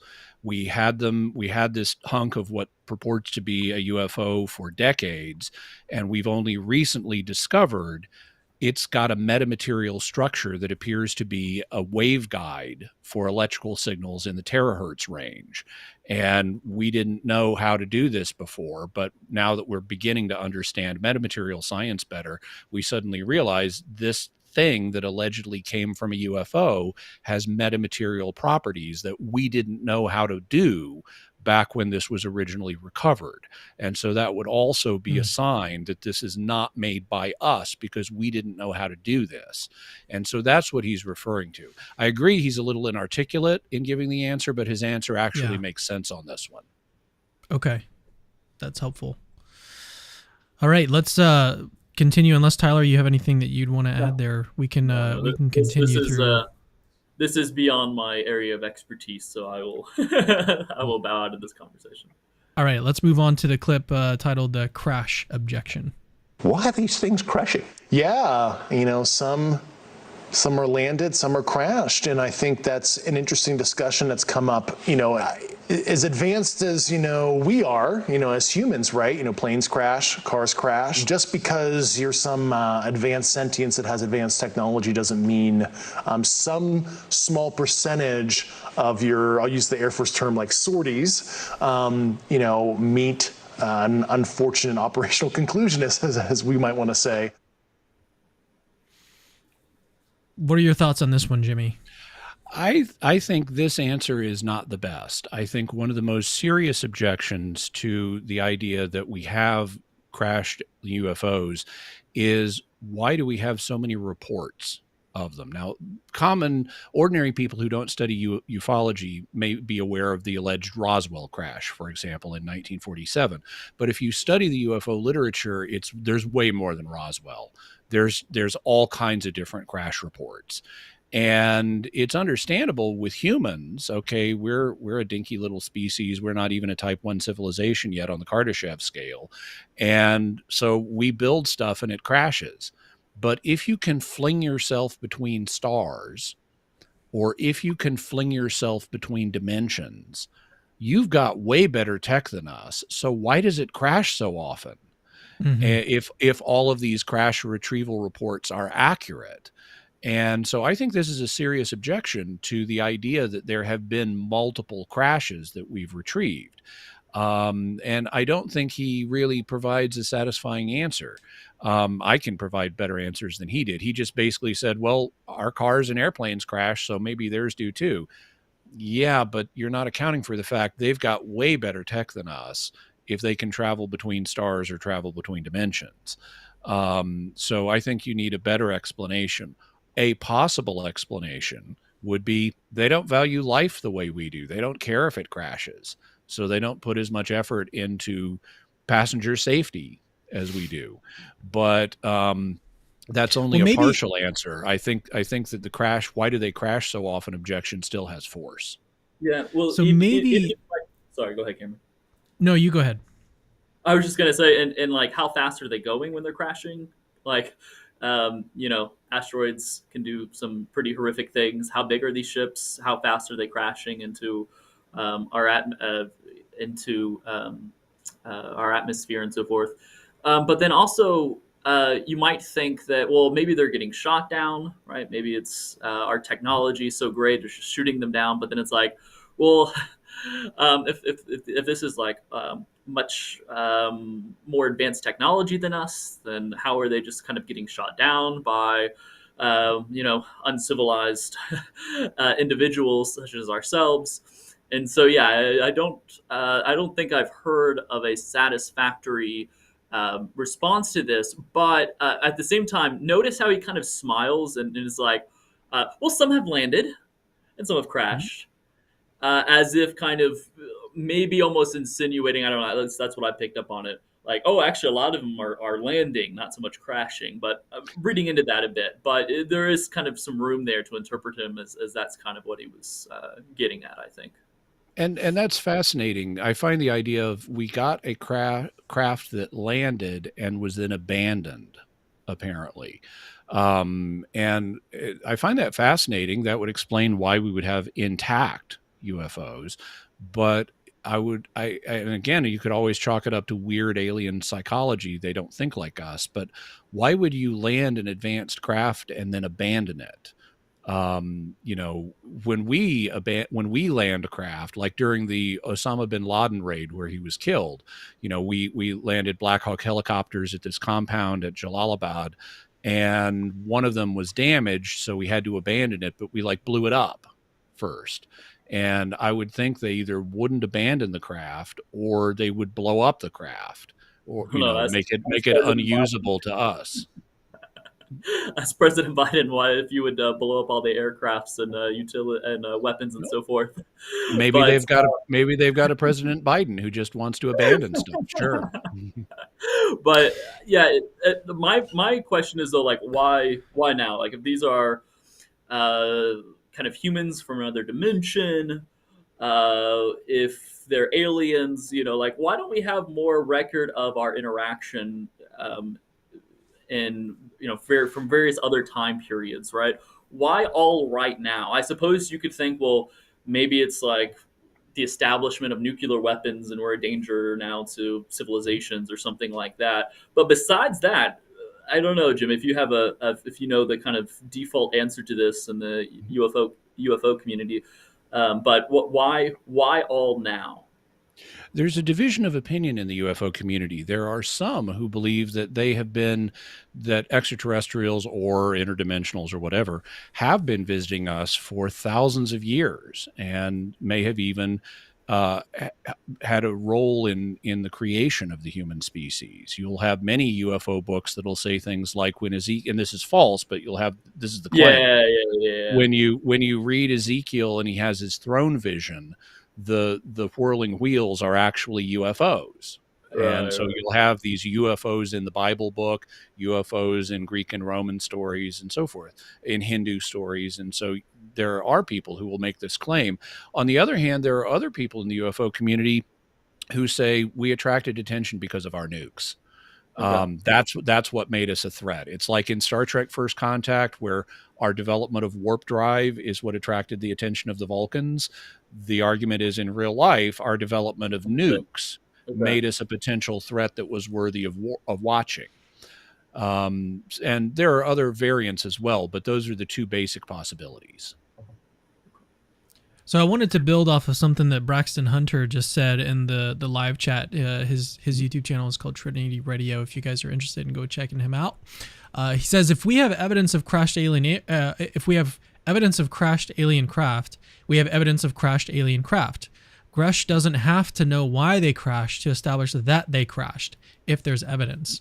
That was kind of my take on that too. Like, to me, the fact that he gave a bad answer to that is actually evidence that he's being credible, because he may not know the reason why these aircraft are crashing or landing or whatever. Like, he may not just have any idea of what they are. So the fact that he gave a bad answer for that actually kind of lends maybe a little credibility, not a whole lot, but a little credibility to the story, because he could have given a better one, like you pointed out, Jimmy. So the fact that he didn't give a really good answer might actually sort of play in his favor. And this goes back to if he really is just trying to deceive us for some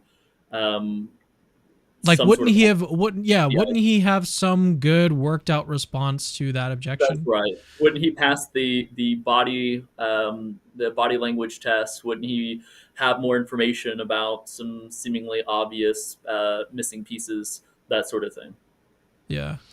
I would agree with Trinity Radio's comment. If we have evidence, if we really have 12 crashed UFOs, then obviously something caused them to crash, even if we don't know what it was. Yeah. But I don't have 12 crashed UFOs. And so I am in a position of, I've heard this claim that UFOs crash so frequently, the U.S. alone has 12 of them.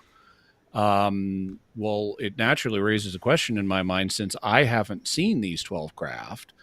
I haven't been able to examine them. How plausible is this claim? Would advanced tech really crash that often? I agree. If you got them, then okay, you got them. But I don't got them, so I have a question instead. All right, let's move on to another clip where he's responding to more debunkers, or some more objections. There's an industry of debunkers out there on the web who say, oh, they've got this all wrong, it's a jet exhaust at a distance, and the aircraft's turning. Give me an answer on that. Well, I had some optical engineering experts look at that, and the Raytheon AT FLIR system, based on the pixel saturation and apparent size. It's certainly something that's not a jet. It might be some kind of natural phenomenon that's quite strange, but it's not as simple as a jet. He has even stronger opinions about this UAP, now known to history as the Tic Tac, shot in 2004 in the Pacific by aviators off the USS Nimitz. And the Tic Tac?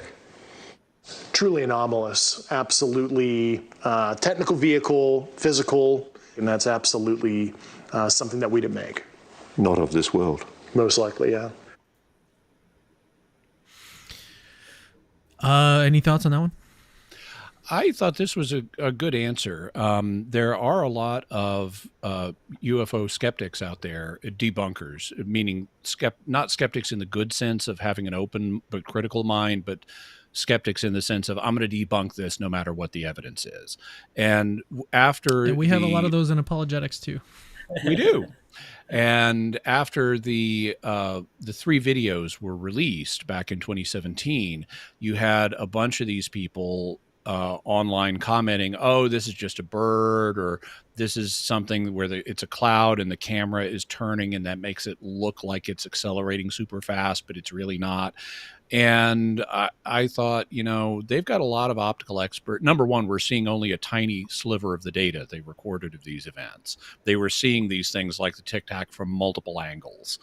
And they've got a lot of optical analysts in the Defense Department whose job is to read what's coming in on gun camera footage and tell you what you're looking at in a super precise and professional way. I was not highly persuaded by the claims of skeptics. And here Grusch appeals to the fact that they did analysis of these videos and they ruled out these alternatives, that it's not just the camera turning that makes it look like how it's moving. We have much better resolution film that has not been released to the public and reveals it's not just a bird. And the Tic Tac is genuinely unexplainable. And I think that's accurate. I think the Tic Tac case, because of how it was witnessed by by multiple different pilots and tracked on radar and did really bizarre things, I think the Tic Tac is a genuinely unexplainable case at this point. Let's play the video where he talks about the unreleased videos that just haven't been declassified to the public. There are many videos that are totally fair to release through a declassification process, and I find it very concerning from a transparency perspective that all that the department has declassified were those 3 famous videos. There are more concerning videos that left me with a lot of questions, yeah. So unless you got anything else on that, I did want to play another clip about the government statements sort of doubting the existence of UAPs. Yeah, I just would mention we've heard this from other people, including Lou Elizondo, who have been associated with the program, that they've got other much better videos, but the government likes to overclassify, and so we haven't seen those yet. All right, let's play this clip. The problem you've got is there have been categorical denials from high-level officials in the US government, even presidents, that what you're saying is true. Unfortunately, some elected officials were not brought in. Only a few weeks ago, 19th of April, the head of the Pentagon's UAP investigations program, Dr. Sean Kirkpatrick, told Congress AARO, that's the Pentagon's UFO investigation body, has found no credible evidence thus far of extraterrestrial activity, off-world technology, or objects that defy the known laws of physics. While a large number of cases in our holdings remain technically unresolved, this is primarily due to a lack of data associated with those cases. Was that a lie? Well, I know Dr. Sean Kirkpatrick. I've known him for about 8 years. And, I expressed some concerns to Dr. Kirkpatrick about a year ago and told him what I was starting to uncover. And he didn't follow up with me. And he has my phone number. He could have called me.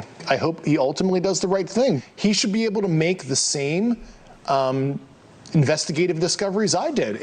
It's totally crazy if he doesn't. Yeah, so he gives the same kind of answer that we gave about Trump earlier, is that some elected officials are not brought in. And I mean, I think that's a reasonable explanation. Now, the other one that was interesting, where he says I'm so bad with like titles and names.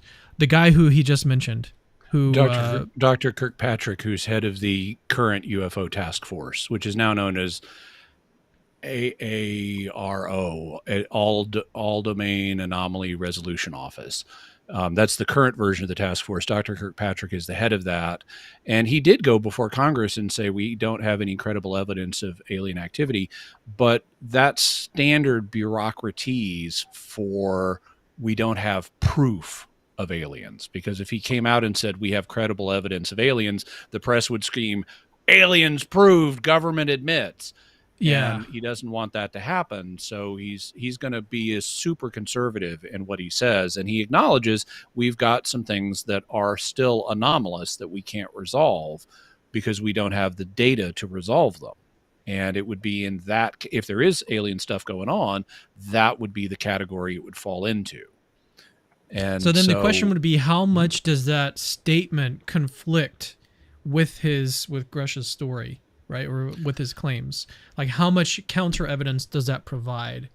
Again, and what you're kind of saying is that like his statement was generic enough where it could be interpreted multiple different ways, and so it could actually be strictly compatible with everything that Grusch is saying. Is that depending on exactly how you define the term credible evidence, it could be that everything that Grusch has said so far is in terms of like testimony and the classified documents that he's read, like all of that could count as evidence, but it wouldn't be credible evidence. It wouldn't be, as you said, proof.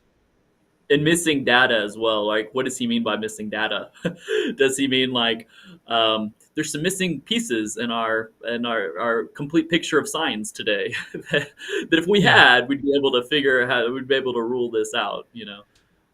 Yeah, I think there are a number of possibilities because Grusch says that he presented information to Kirkpatrick for Kirkpatrick to follow up with, and he didn't. That could mean Kirkpatrick was already aware of this information and had looked into it and concluded that it was not credible. It could mean that he received Grusch's information and did follow it up, but without telling Grusch. It could mean that he just got busy and hadn't done it yet, hadn't done the follow-up yet. And it could mean that he'll one day look into it and become convinced like Grusch. So I think Kirkpatrick's statement can be read multiple ways, some of which would be compatible with Grusch's claims, some of which would not be, like if he looked into it and said, oh, I looked into this and it was all nonsense. Well, that would conflict with Grusch's claims, because then we'd have two people who looked at the same evidence and had different opinions about it, which would at least partially undermine Grusch's claim. Right. But it need not do that. So I don't think we can really make an assessment based on that. So let's play the clip on whether or not the ETIs are hostile. There is a non-human species, and it's incredibly benevolently well disposed to the human race.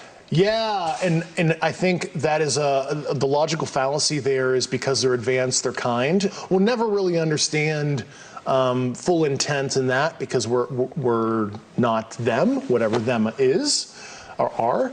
But I think what appears to be malevolent activity has happened based on not only nuclear site probing activities, witness testimony. I think at least if we look at it through a humanistic lens, it does appear negative, at least to us. I've been told that there have been attempts to bring down craft, that we've acted offensively against non-human craft. There have been instances, and there are certain techniques. Have human beings been hurt or killed by a non-human intelligence? While I can't get into the specifics because that would reveal certain U.S. classified operations, I was briefed by a few individuals on the program that there were malevolent events like that. Now I'm scared. People have just heard you say non-humans may well have murdered human beings. That seems to be the case at one point, yeah. What is the one thing that I want to tie and talk about is the relationship that a lot of Christians have. They'll say a lot of times that aliens are demons. And so in terms of like malevolence and someone who is trying to hurt humans and everything, that's one topic that I want to address before we turn to the next clip. But Jimmy, what are your thoughts before we turn to that subject? Well, on the alien demon hypothesis, okay, demons can assume physical form just like angels can, but you need evidence that you can't just cry demon because something is strange or scary. If a murderer breaks into your house and kills a member of your family, okay, that was scary and that was horrible, but you can't just say, oh, that murderer must have been a demon. Not if he appeared to be a human. And so you can't just infer something bad happened here to it must be a demon. You need evidence of that. And so if the murderer came in and killed a member of your family and then told you to worship other gods and vanished in a puff of smoke, okay, well, I'd say you got evidence a demon broke into your home, but we don't have that happening here.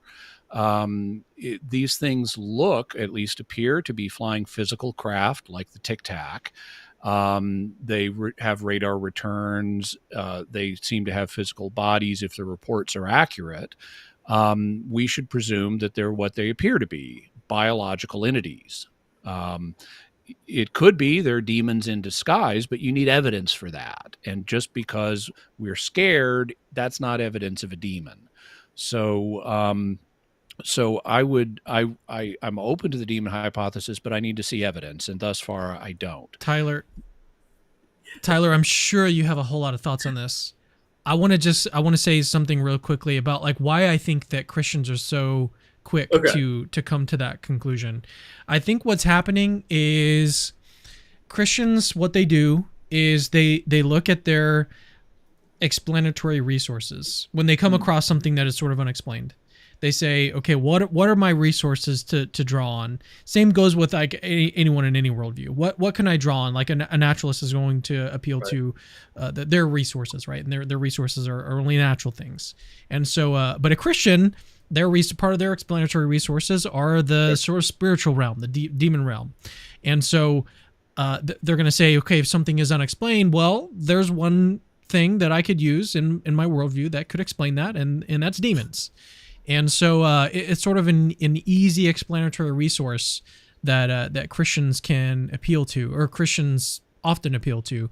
But what Jimmy was just pointing out right here is that you're going to run up against some issues when you start to posit demons. In the case of like there's these physical crafts, there's these physical beings. So what are you going to do with that? And it's not just that you can posit it, it's that you've got to give some sort of reason to think that in this particular case, you've got some embodied demonic agent, as opposed to you can have the hypothesis, but then do you have any additional reason to think that hypothesis is true in that case?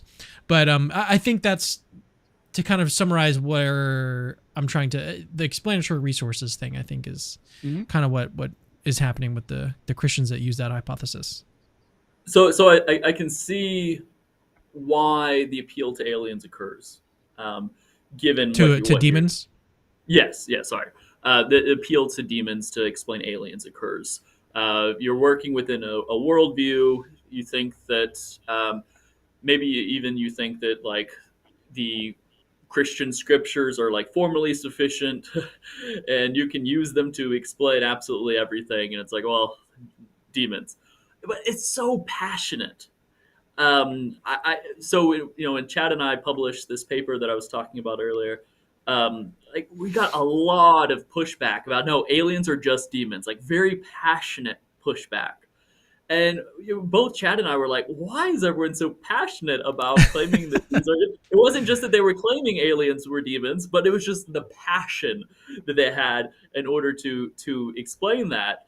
When, following what you're saying, if the reports are true, right, if there really are these vehicles that are otherworldly, so to speak, then if it appears like they're not demons, then you're justified in thinking that, they're not demons. Or if it feels like an alien, you're justified in thinking that it's an alien.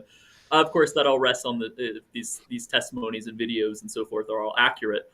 But I'm not so sure why there's so much passion for the demon hypothesis.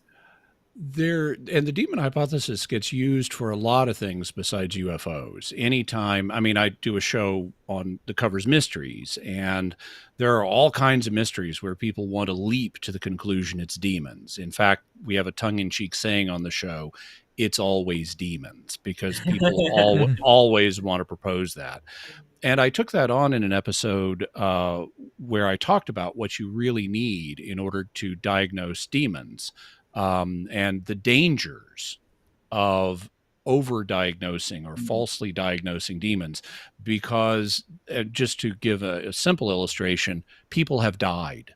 People have died because people falsely diagnosed them as having demons. Mm. I start the episode with multiple accounts from like just the last couple of years in the press where people thought their misbehaving child was possessed and they did a home exorcism and they botched it and the child died. And this happens over and over again. So there are really serious consequences at times to over diagnosing demons. If people want to check it out, it's episode 188.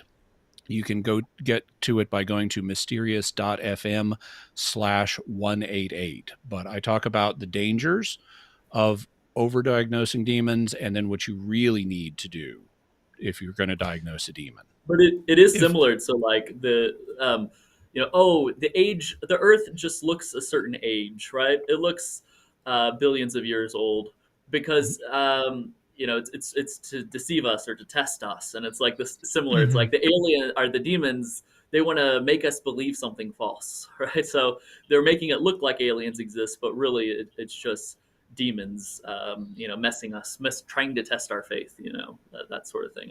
I think that there is some parallel there. Yeah, well, then they're not doing a really good job with me because I still believe in God, even though I'm open to the alien hypothesis. Right. I was going to mention. No, go ahead, Tyler. I was just going to say, wasn't it interesting when he said, if you caught it, he said something like, at least at one time. Yes. In reference to killing, as if now maybe there's been some peace that's been going on or something like that. Yeah. So thank you for bringing that up because I wanted to comment on what Grusch actually said, because he didn't bring up demons. That was something we discussed. But he did say that there is some evidence of hostility on the part of the aliens. And I think that's an intrinsically prima facie, that's a plausible claim, because if they're able to get here from another star system or from another dimension, they're smart. And one of the things about intelligence is it tends to occur in carnivores, because if you're a carnivore, you have to be smarter than the prey animal you're going after. That's why lions are more intelligent than zebras, and why wolves are more intelligent than bunny rabbits. If you're a prey animal, your survival strategy frequently is just be hidden or run away. But if you're a carnivore, you have to defeat your prey's defenses. You have to be able to spot hidden things, and if it's got prickles all over it, you've got to, like a porcupine, you got to defeat those prickles, or if it's a turtle, you got to defeat that shell it's got. And so carnivores, because they're designed to enter into battle and defeat other creatures to be able to survive, they're smarter. They breed for intelligence. Intelligence is usually associated with some kind of complex intellectual situation that has survival stakes. And so if intelligent beings exist elsewhere, then like us, they are likely to either be carnivores or omnivores. And so that would mean if they have a carnivore or omnivore background like we do, then they're smart for that reason, then they're not going to be based on hiding and running away from stuff. They're going to be okay with killing stuff, just like we are. And so they might even be more aggressive than we are. If that were the case, and if they were here, I'd then have a question of why haven't they just stomped us? They could take us over. They're apparently very patient, but if they're here, and they have hostile intents, they've got a long game, or they just don't have hostile intent. But given the evolutionary background you would expect an intelligent alien to have, it would include the ability and willingness to kill.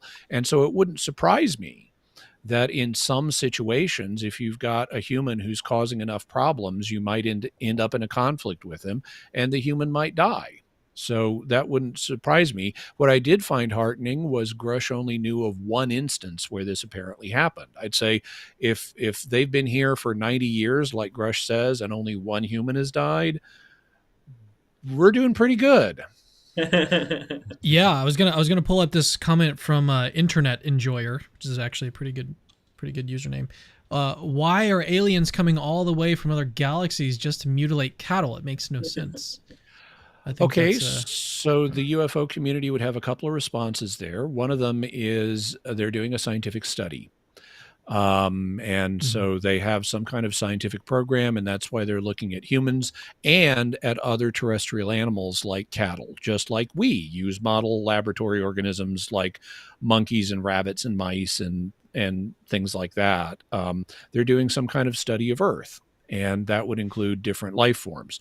The other response that you'll get from some people is it isn't the aliens who are doing the cattle mutilation. It's the government. The government is doing cattle mutilation, possibly to cover up secret nuclear or biological testing that they have done, and they're using the cattle. They're studying these cattle as a way of measuring the effects of the testing that they've been doing, nuclear or biologically. So there was one thing I wanted to talk about when we were discussing the parallels between demons and aliens was the subject got brought up about how demons can be misdiagnosed and how problematic that can be and harmful that can be.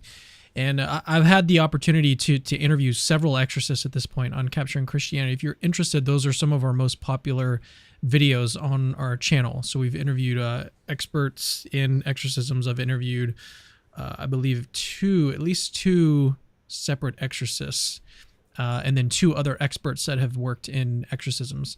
So, and each of them have said that when it comes to actually diagnosing someone with a demon, someone who comes to them, I believe it was Father Vincent Lampert that said that only 1 in 5,000 cases is actually demon possessed, according to his criteria. And what's interesting about that is that it's not like 1 in 5,000 people, 1 in 5,000 cases. So he has a lot of people that come to him. This would be like a case, someone who thinks that they might be possessed or someone along those lines, which is going to already be a very tiny part of the population. Someone who thinks that they're possessed is a very small amount of people are thinking that.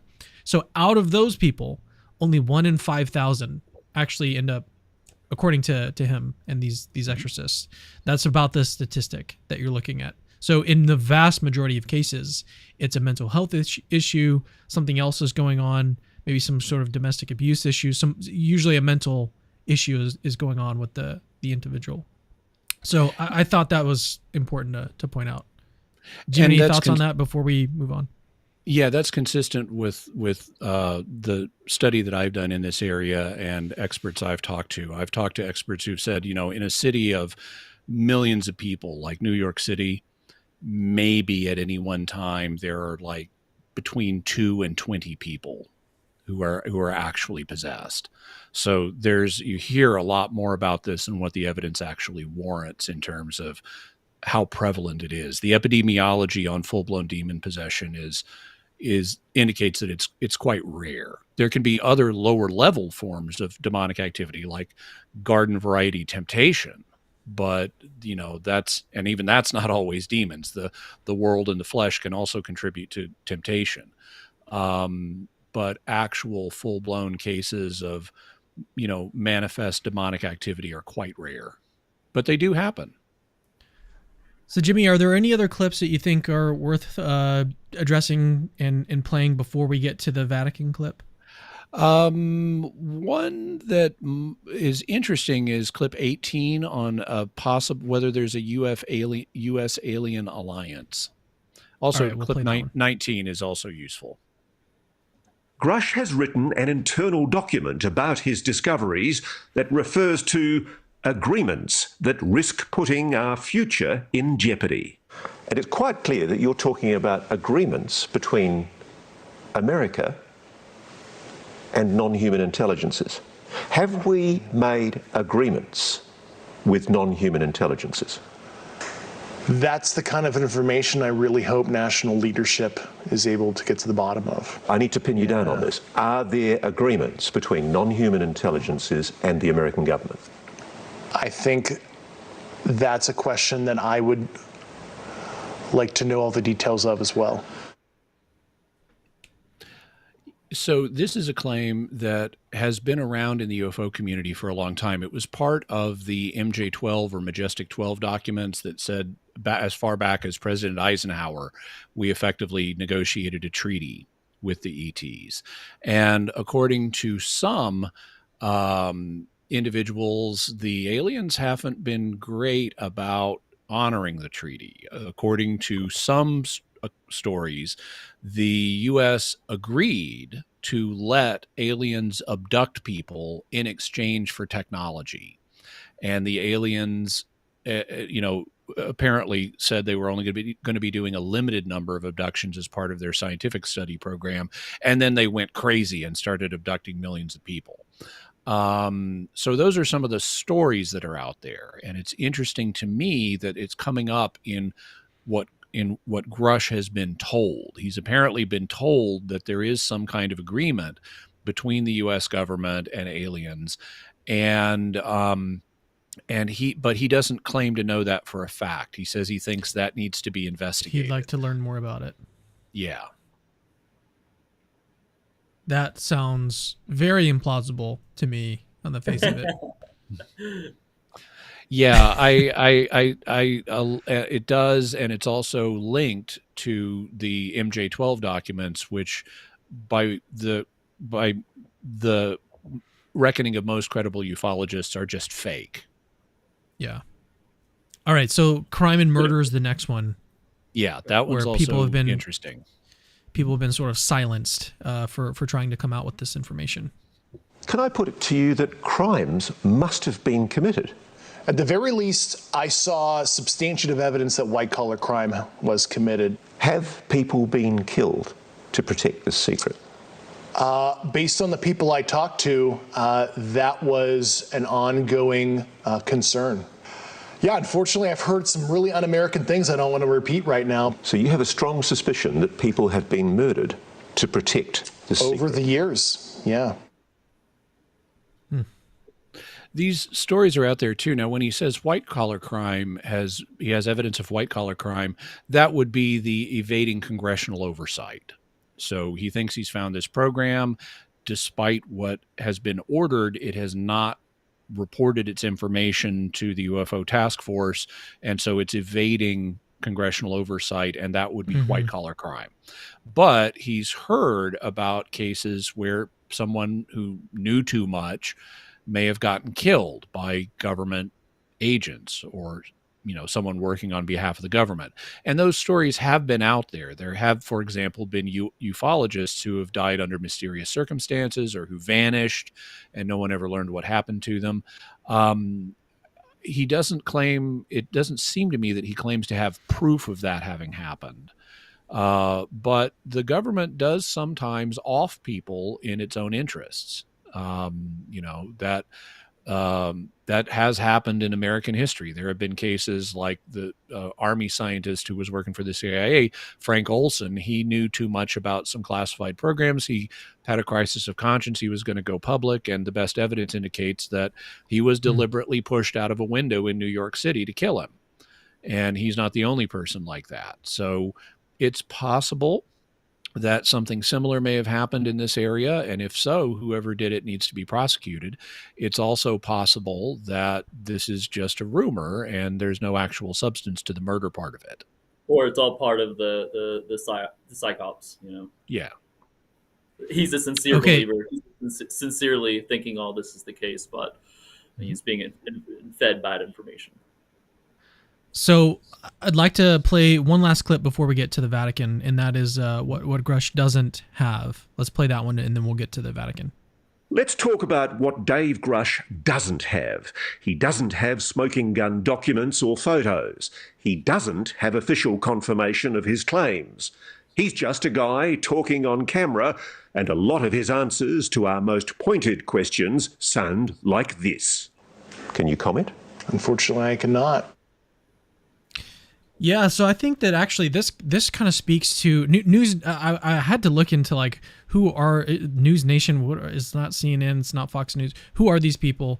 I didn't look too deeply, but I saw at least that their claim is that they're unbiased. They're trying to be as objective as possible with relaying the information and the news that they're presenting. So, and I did get that sense in this interview. Like I felt like the interviewer. I forget his name, as I forget everyone's name. I can't remember his. He seemed to be convinced about everything that, not everything, but he seemed to be convinced by Grusch.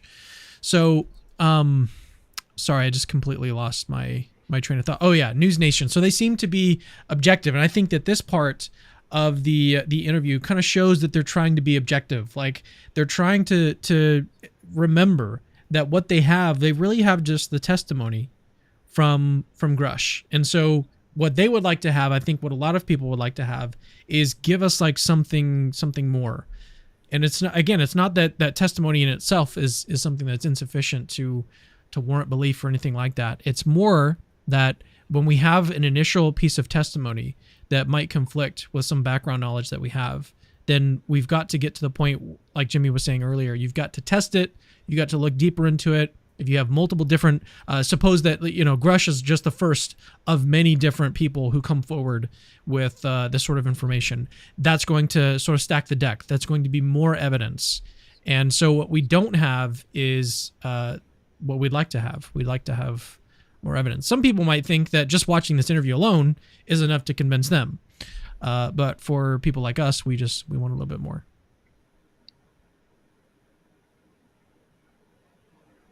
Jimmy, any thoughts? Or Tyler? Yeah, I think when they say that what he doesn't have is photos or documents, I think they mean what he can publicly share. Right. Because he said he had seen photos and had seen documents that he turned over to the Inspector General. And so but they're right in terms of what he can publicly share. He doesn't have those right now. And he's not able, because of classifications, to go into a lot of detail in various areas, which doesn't mean at all that what he's saying is false, but it does mean that we don't have supporting evidence for what he's saying that we would very much like to have. Yeah, and what comes to mind is kind of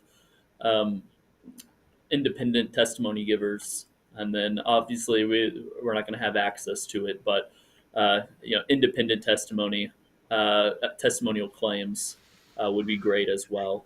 And if we could find that the sources aren't the same, there would be some justification, even if the sources are the same, because it seems like then we'd have more evidence to suggest that there is something going on here. But even if you could somehow verify it through independent sources, that's ultimately would be much better shape. Which again, if you're going back and thinking about the Gospels, right? You might be thinking about independent sources. You might be thinking about disciples dying, believing what they believe so much to the point of death. Obviously, this situation is not analogous. So, I'm just imagining certain internet atheist apologists making videos in response to what you're doing here today, and trying to undercut already some of the strategy that might be planned. But yeah. Yeah. All right. So let's get to the part of the interview that has generated quite a bit of interest. I've seen a couple posts on Reddit about this particular part of the interview where he says that the Vatican has known about extraterrestrial life since, 1940s 33. or somewhere around 1933. They covered it up. They handed over their craft to the U.S., and they've been covering it up ever since. And this is not the first time the Vatican's been accused of covering up information. So when this part of the interview came up, I immediately became skeptical. I immediately was like, okay, this is where it lost me for sure. Yeah, this is everyone wants to find some conspiracy in the Catholic Church. So, but let's play the clip and then we'll give some analysis of it. Here we go. You say it's a 90-year cover-up. Just about, yeah.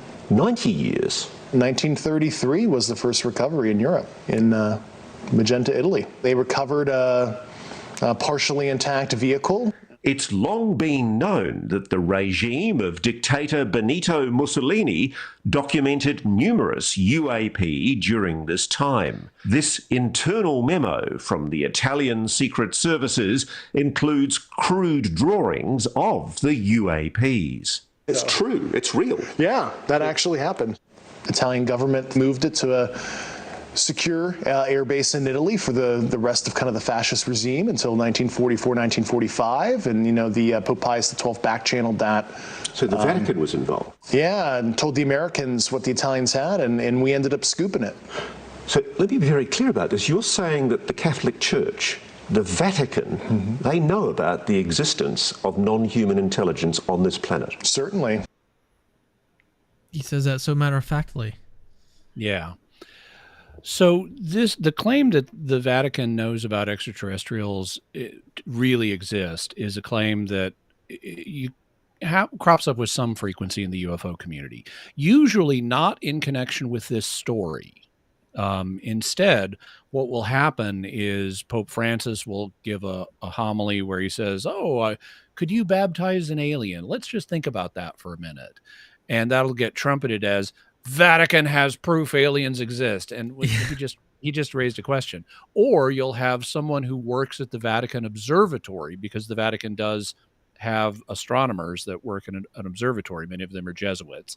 Someone who works at the Vatican Observatory will give an interview, and the interviewer will say, so would the church have a problem with it if aliens exist? And the astronomer will say, no, it wouldn't. And that'll get trumpeted as Vatican has proof aliens exist.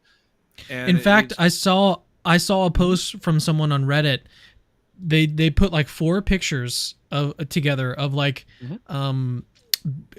rays coming down from heaven, like sun rays, or like coming down, from heaven, like the sun.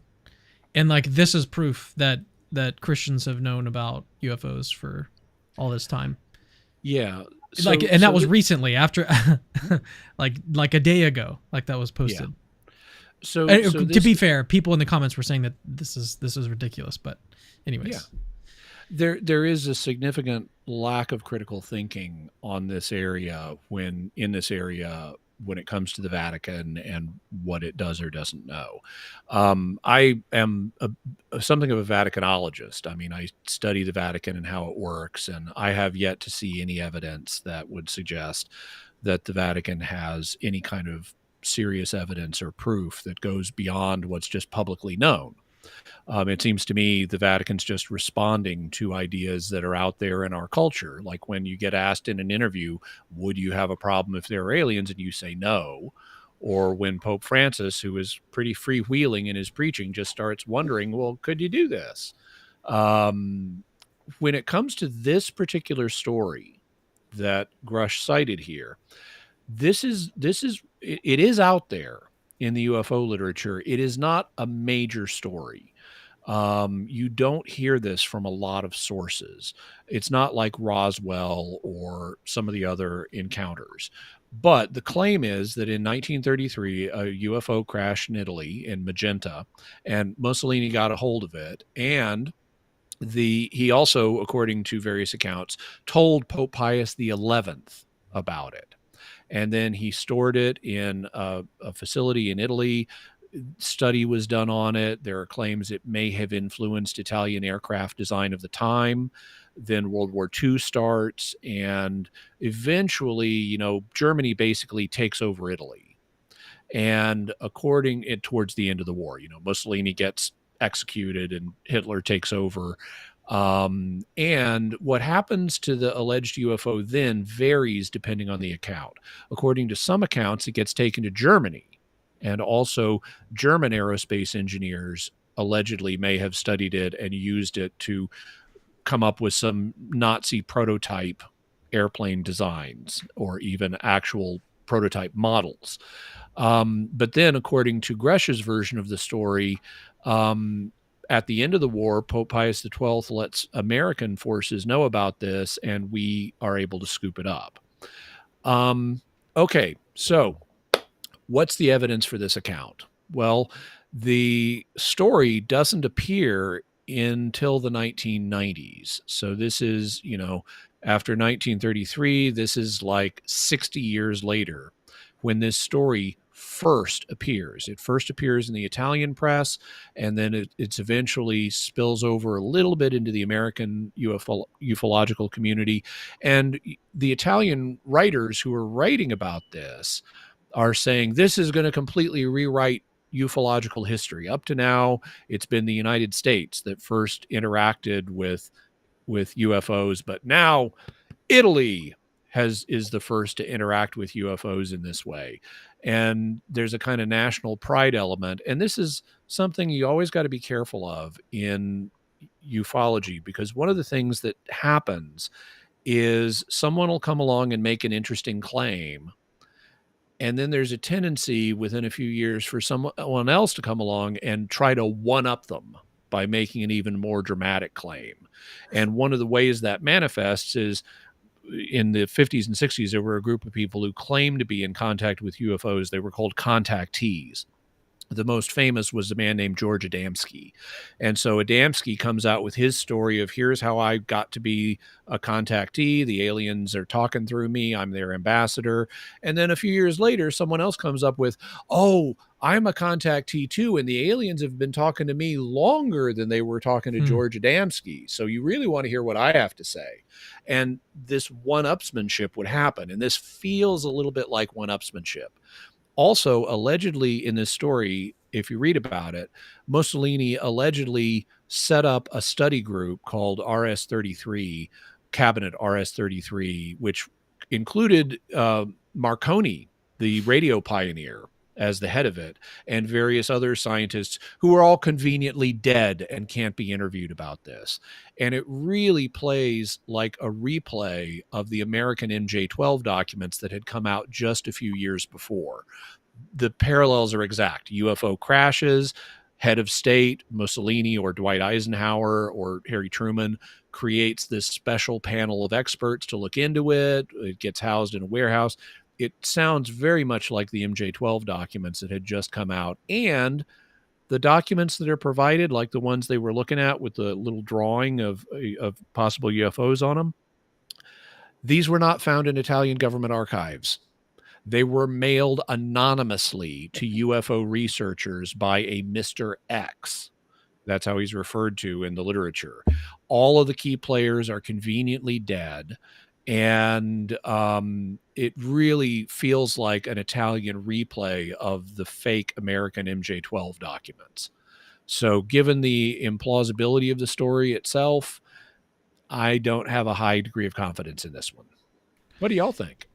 Yeah, my thought is it seems really implausible to me on the face of it. Again, like I said, but what impact does that have? Suppose that's true.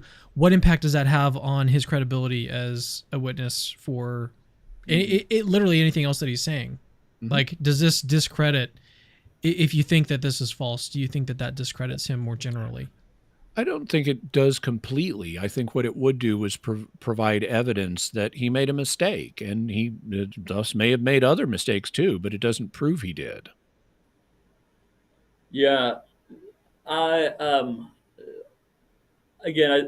still think the guy seems sincere and is sincere and so forth.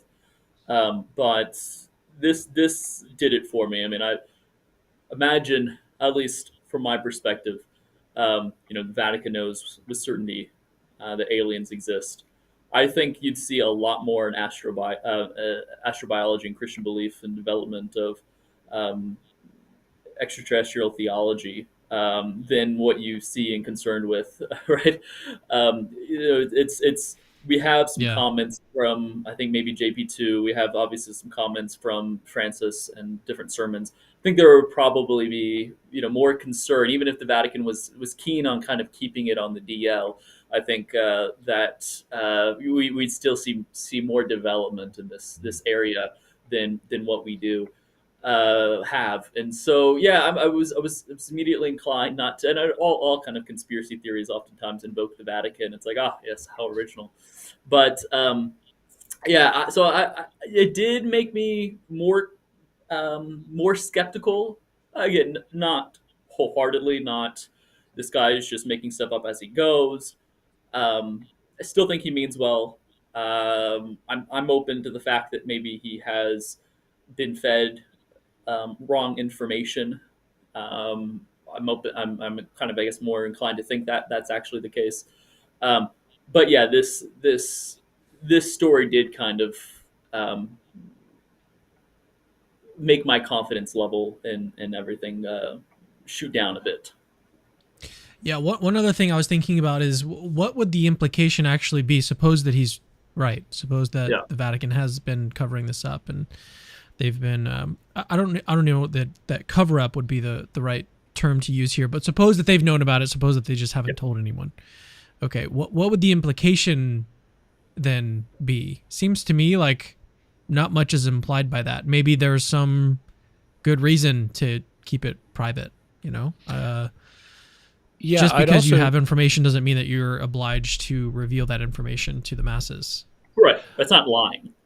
Yeah. It's not like they've been lying to the public for the last so many decades, the last 7 or 8 decades. It would just be they may be encouraged by various governments, or maybe their own theologians have encouraged them to keep quiet about this. But again, you still, I think, would expect probably more information being leaked and having been leaked from the Vatican, right? I know a lot of professional theologians. I don't think any of them know, or they haven't been in relationships Yeah. with other theologians where they've gotten leaked to this information. I mean, it would be a really, really good job. I mean, as Jimmy knows, the Vatican has its history of leaking information and scandals, but nothing of this has come about. Like, it does seem a bit, as my kids would say, sus. Yeah. Also, if the Vatican did know for sure that aliens existed, I would expect, even if they weren't going to announce that right now, I would expect more of a pastoral plan of getting the faithful worldwide ready. Yes. That I would expect this to be cropping up in many more documents at a higher level than just interviews with a Vatican astronomer that very few people ever read, or a homily that Pope Francis gave that a few thousand people saw online. I would expect it showing up in at least mentions of it, showing up in major documents that have a wider readership, like encyclicals, as a way of getting people used to the idea. But I don't see that happening. I can see someone objecting to this, what we've sort of been saying so far, is in saying that, like, okay, we're being super skeptical. We're all Christians here. We want to defend the Christian church. And so we're being skeptical when it comes to something that's supposedly bad about the Catholic Church. But isn't that what we would expect a Christian to do? Like, wouldn't we just expect a Christian to be more skeptical when it comes to this? But then when it comes to like aliens, you're just suddenly all credulous and everything. Like, I can see someone, an atheist agnostic, like coming away with that impression. I would say the atheist or agnostic should hang out with actual Catholics more, because you will hear lots of criticism of things happening in the church, whether it's liturgy or sexual abuse, or, this Pope's doing too much in this direction, or he's doing not enough in that direction. There is tons of internal analysis and criticism that happens in Catholic circles. But so if you had a group of people who had serious evidence that the church had proof of extraterrestrial intelligence, there would be a sizable body of Catholics who would be willing to champion that and say, end the Vatican cover-up of ETs now, just like you had a massive group of Catholics saying, end the cover-up of the third secret of Fatima now. Because aliens are pretty darn interesting. And so it's not for lack of interest or a desire to protect the church. It's just, I don't see the evidence on this one. Yeah, and I will say again, kind of to your earlier point, Cameron, there's nothing that hangs on the truth of this in reference to Christian belief, right, or Catholic belief. If it turns out that the Vatican has known about this for some time, again, they weren't lying. But even if they were lying, that still doesn't affect infallibility of the church, or I mean, might hurt its reputation or something like that. But doctrinal claims, I can't see it being too relevant for that. Okay, so we're gonna wrap up the stream soon, but we have had some super chats come in, and some of the comments and questions have been pretty interesting. Do you guys want to hang around a little bit and answer some of these? So Sure. First of all, we've got a comment that I saw just randomly from a guy named 90 Days. I'm listening to a Christian podcast about aliens and demons. As an agnostic person, I didn't expect I would be listening to something like this and enjoy it. I thought that was really cool. So 90 Days, please, well, thanks for hanging out today. Thanks for watching. Thanks for letting us know that you've enjoyed the episode today. I did want to say, like, if this topic interests you, first of all, I'd like to do more, and I plan to have Jimmy back on to do some more episodes on this topic and the crossover between ETIs and apologetics. Like, that hasn't really been explored, and so I'm really excited to get more into that with Jimmy and some other people. It doesn't have to just be Jimmy or Tyler. We can talk to others. But if you're interested in demons, like I mentioned earlier, I do have some interviews with exorcists and people who have worked closely with exorcists, like Adam Bly and Dr. Richard Gallagher. So the Richard Gallagher interview in particular is really, really interesting. So go check out some of our other videos if you're interested in demons. So and thanks once again for hanging out. All right, let's get to some super chats. This one from Jean Rousis. He's been sending in a bunch. He says, funnily enough, aliens only crashed in the U.S. and couldn't care less about the rest of the planet, or maybe Americans are a little too egocentric. So there are reports of aliens crashing elsewhere in the world. Isn't the first one that he mentioned in Italy? Well, Right. there's that, but that's a fairly little known one. There's another one that reportedly crashed in Brazil. There have been reported crashes in the Soviet Union. We tend to hear about the American ones because we're here in America, and it's easier for Americans to report on things that are here in America, where you can take a camera crew to, here we're standing in Roswell, New Mexico. Let's talk about the alien crash. And also you can interview people who already speak English, and you speak English, and that makes it a lot easier to report on American ones. It's harder for American sources to report on things in distant places where people speak different languages. And so you don't hear about them as much, but they do get reported. Yeah, and so I lived in China for a few years, and there have been reports of like really weird objects, floating around in the Chinese area of the world. So it's not something that that's just in reference to America. I think you're just hearing about it, all these sort of American instances for similar reasons that Jimmy mentions. Yeah, I didn't know you lived in China. That's cool. Ni hao ma. Well, I lived in Macau, so it was Cantonese rather than Mandarin. But okay, I haven't studied Cantonese yet. Xie ni. So one thing I was gonna mention is that I've seen like infographics of UFO reports, and like they like light up as like little dots, like little red dots on the map. And if you look at the map, it's like the U.S. is just filled with it, like like red. The whole thing is red, and then there's just like dots in the rest of the world. So there is definitely something going on. Like there's more interest in UFOs and more reports, maybe more false reports that happen in because we signed the treaty US. with the aliens. I mean, that's I think part of it is artifactual in terms of reporting, because Americans are very good at setting up reporting systems. We have like national UFO hotlines where you can, and websites where you can call and file reports, and they funnel, and national organizations that study UFOs like MUFON and so forth.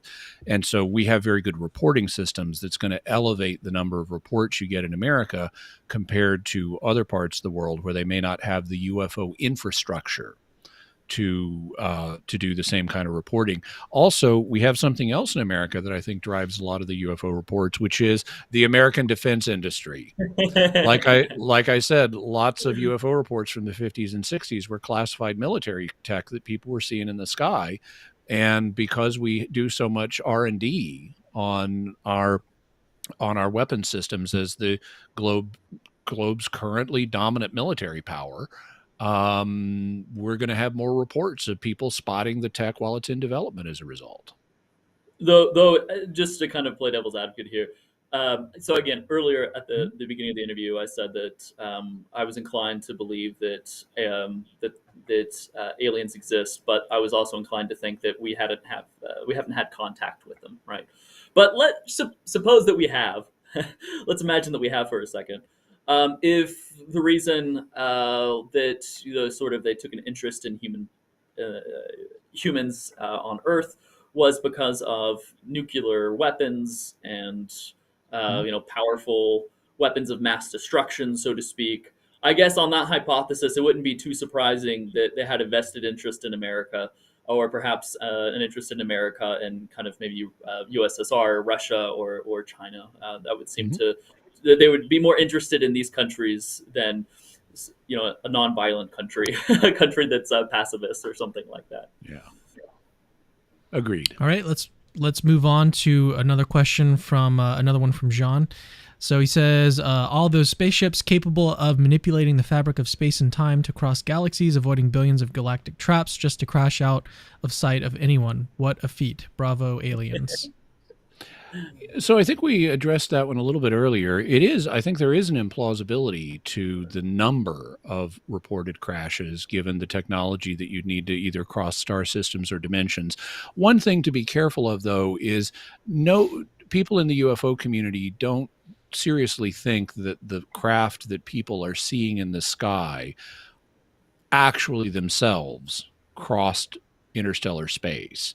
Not typically anyway. The view is that you would need a much bigger ship. You'd need a mothership to cross interstellar space. And so the craft that people actually see in the sky, which are much smaller, are either craft that were brought along on the mothership, or they're even craft that were manufactured here in the solar system, and they're basically short-range reconnaissance vehicles. It's like the difference between an aircraft carrier and the aircraft that it carries. What we're seeing is not the aircraft carrier that crossed the Pacific Ocean. We're seeing an airplane that got off that carrier. And so these ships, presumably, that we're seeing in the sky are not built to cross interstellar space. They're meant to be carried across interstellar space by something bigger. Like an X-Wing coming off of a Death giant Star. Yeah. So this one's from Tobias Ruck, and it's on a topic that we've already addressed, so we may not have any more additional thoughts on it. What are your thoughts on aliens being demons? UFOs seem to often have spiritual impact. See The UFO Deception by Father Spydron Bailey. So there's not much more to say beyond what we've said earlier in the show, but feel free to comment further if you'd like. Otherwise, we can just move on. Everything has a spiritual impact, and on some people, it's going to be negative. Some people eat too much pizza and it harms their health, but that doesn't justify one in saying pizza has a negative spiritual impact, therefore it must be demons. So even if some people have been negatively spiritually impacted by an obsession with studying UFOs and getting wrapped up into crazy theories and it led them away from their faith or something, that doesn't mean you can't be a responsible Christian and look into this area, and it doesn't mean it's always demons.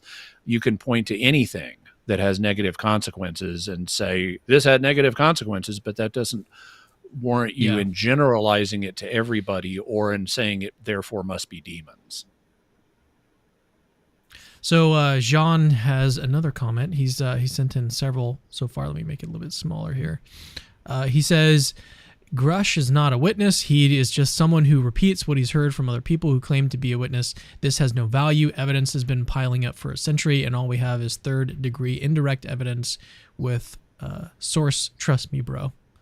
So, yeah, I think that he did say that he's seen evidence of videos and photos and classified documents. So it's not just the sort of testimony from other people.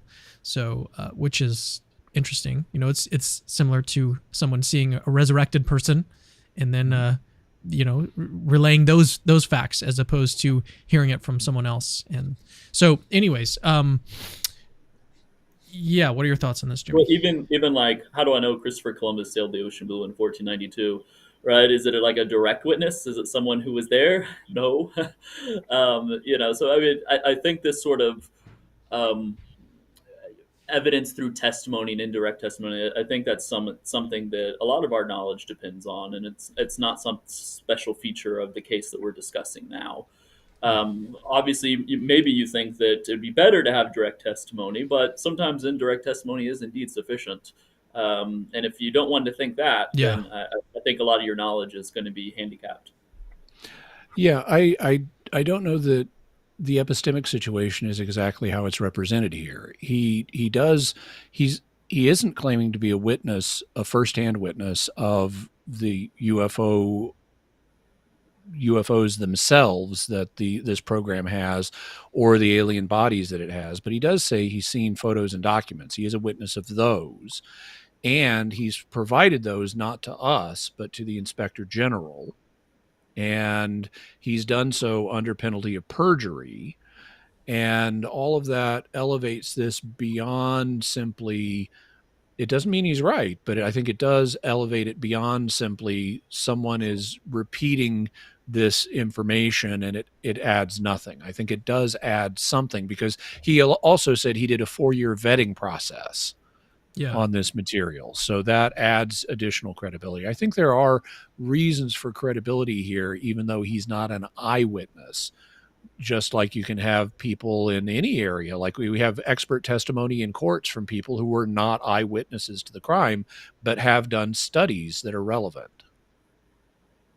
So we'll try to breeze through these quickly. We've been going for 2.5 hours already, so we'll try to get through these super chats quick. So from Forte, how ironic UFO content on a Christian channel, on a Christianity channel.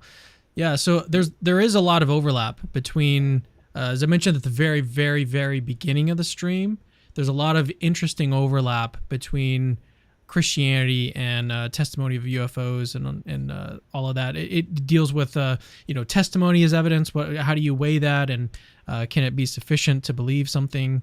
And then there's also questions of what impact does this have on theology, the existence of extraterrestrial life? Does that mean that Christianity is false, or does it not have any impact on it? So there's all sorts of interesting overlaps and questions that get raised when you're discussing UFOs and aliens and Christianity. So that's one of the reasons why I wanted to cover it here. But maybe Jimmy, you could actually bring up, like, why do you even do what you do with your podcast? Yeah, I was going to say I come from a Christian point of view as well, and I cover aliens and other mysterious subjects all the time because Christians are curious just like anybody else. And so if you're interested in having some faith-informed analysis that's also critical, as I think I've illustrated here in the live stream, I try to think critically about these things. I don't just accept claims and leap to one hypothesis or another, whereas whether it must be aliens or it must be demons, I try to look at things critically from the perspectives of faith and reason. And you can check out Jimmy Akin's Mysterious World in a podcast directory or at mysterious.fm. Right. Yeah, and I was just going to say, like, it really can kind of change your view of things. Like, if you think that God's not just saving Earth, but saving lots and lots of other planets, and that at the eschaton, cool.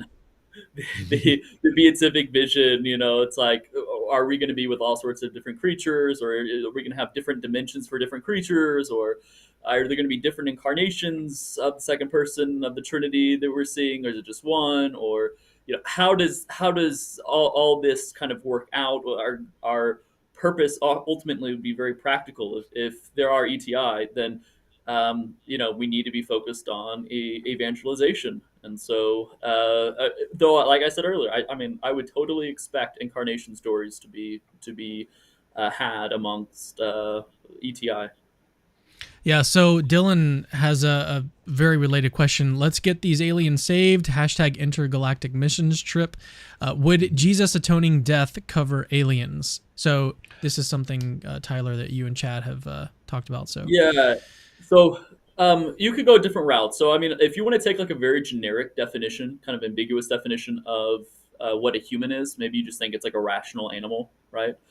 Well, then maybe you think that God taking on human flesh, becomes human, and in doing so, uh, is redeeming not only what we would call humans, right, but also all rational creatures, all rational animals across the cosmos. That they're all humans too, under this definition of humanity. So maybe Jesus only has to die once, or maybe you think like what C.S. Lewis seems to allude to in his space trilogy, that like actually humans are the exception. We're the ones that suck. The other alien races, maybe they don't require saving, so to speak, or maybe God found it fitting to save them in different ways without the incarnation or the atonement. Or maybe St. Thomas argues, multiple incarnations is indeed possible. Tim Paul's work is really good here for those interested, and so maybe it is such that God has incarnations. Maybe he's currently in the process of saving various different civilizations. I think all these are kind of open. All these are different possibilities that we should take seriously, and none of them entail this idea that Jesus is hopping off from one planet to another. Can't be with us right now, so he's somewhere else in the galaxy. That's what happened. He abandoned us so he could go to save a different planet. I mean, if you read individuals like Thomas Paine, this is kind of one of his big arguments against Christian belief, is this kind of reductio that he tries to pull. I think there are lots of different options at our disposal. Empirically, I don't think we're going to really get too much certainty on this unless the magisterium speaks, or we actually empirically can verify some of these accounts. So, Jimmy, I'm sure you've got thoughts, but do you mind if we move on? Not at all. All right. So this one's from Carmeister. He says, "What if UAPs are a government psyop?" So we talked about that. That was one of the major possibilities that we entertained. So, all right, let's move on to Callum S. He says, "Could testimony convince Jimmy of this? He has argued for the resurrection from testimony after all." And I can kind of give Jimmy's answer, like he talked about this earlier, is that he thinks that testimony in the case of the resurrection passes the sort of critical thinking test.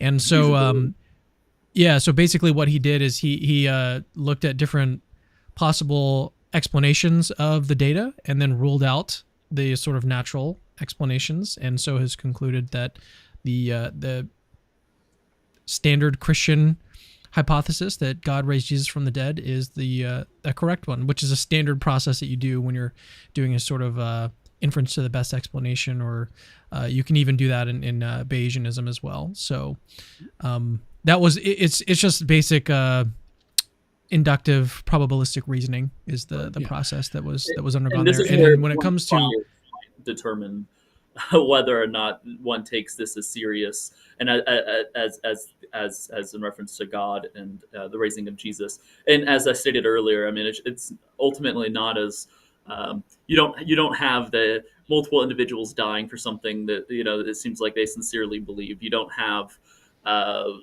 independent sources. You don't have some of the stuff we have with the historical Jesus that you can sort of make that analog here. So I think that does do something as well. So Cameron, you've accurately described what my response would be. Do you need a job as a ghostwriter? One thing I would add is that yes, I could be convinced by testimony, and in fact, should I ever be convinced by on this subject that we have a classified UFO crash retrieval program that has retrieved UFOs, it will probably be by testimony, because I'm very unlikely to be admitted to a facility where they're being held, it will be because of testimony of responsible people at the government declassifying stuff that I can then read. And so it would probably be testimony that would be the thing that would convince me, rather than personal observation and study of the craft themselves. Right. All right, moving on. We've got 3 super chats left from Grays174. Haven't caught the full stream, but have you guys talked about how this does or doesn't relate to futurist antichrist eschatology stuff? Oh, yeah. We haven't talked about that. There are people in the sort of Christian UFO community hybrid area where there are claims that all of this UFO stuff is a set up false flag operation for the Antichrist. However, this is very hard to square with the biblical evidence regarding the Antichrist and with precedent evidence as well. It's really kind of hyperbolic, sensationalistic, breathless speculation that is not well backed up by evidence. But no, we haven't talked about it. Tyler? No thoughts on this. All right. So this one I think is a really good observation. USNC forward. I'm not going to try. The thing that makes me most doubtful is the claim that the governments have kept this quiet for 90 years. Governments aren't that competent. I think that's actually a good point. I think that it has a point. There are those secrets that don't come out. And if you have a really big one and you want to be really careful with it, you could keep it on an extremely limited need to know basis, and it might not come out. The flip side of the argument that will be made by various individuals in the UFO community is it has come out. It's come out repeatedly. Yeah. There have been multiple people in multiple governments, not just here in the United States, who've been saying this stuff, and the press has just not been taking it seriously. So when you have it pop up again with like David Grusch, and he says, guess what? We've got crashed saucers, and people will say, why? Well, then why has the secret been kept for so long? The answer is it hasn't. Yeah, wasn't there even recently some sort of like Israeli chief that came out, some government official from Israel kind of making similar comments? Do you know about this, Jimmy? There have been several government officials from several governments who have said I think there was one from Israel that within the last year that also came out. There's also one from Canada who's been saying the same kind of stuff. All right, last very interesting question from Grays174. Does this mean that the alien did it naturalistic hypothesis for the resurrection doesn't have a prohibitively low prior probability anymore? So this is one I've thought about because I try to take every option and every question people can raise seriously. And so I have thought about being aware of UFO claims, including in UFO involvement in the Bible and the Christian religion. I've actually considered this one. And I would say, if you believe that extraterrestrials, including extraterrestrials reaching Earth, are a real possibility, then you have to consider, could extraterrestrial technology or time travel technology or interdimensional technology have been responsible for the resurrection of Jesus? And so you have to consider that possibility if you think time travel or interdimensional travel or interstellar travel is possible. But that doesn't mean it's likely. And one of the guiding principles that I use is every phenomenon needs to be interpreted at face value until you get evidence to the contrary.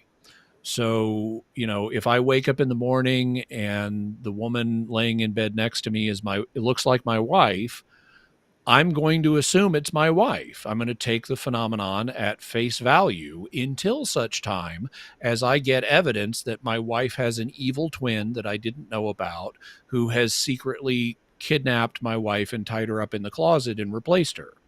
I'm going to go with the it's my wife hypothesis, just like it looks, until I get evidence for the evil twin hypothesis.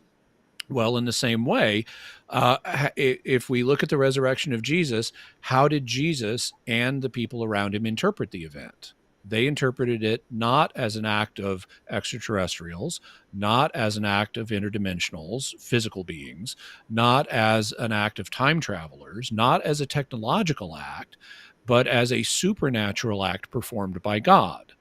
And if those who are most involved with the experience, including the man himself who was in the experience at the heart of it, the one who came back from the dead, if he had before the resurrection said, guess what, I'm part of God's plan, I'm going to die, be crucified and raised, and then he dies and is crucified and is raised, I'm going to take his word for how that happened in the absence of competing evidence.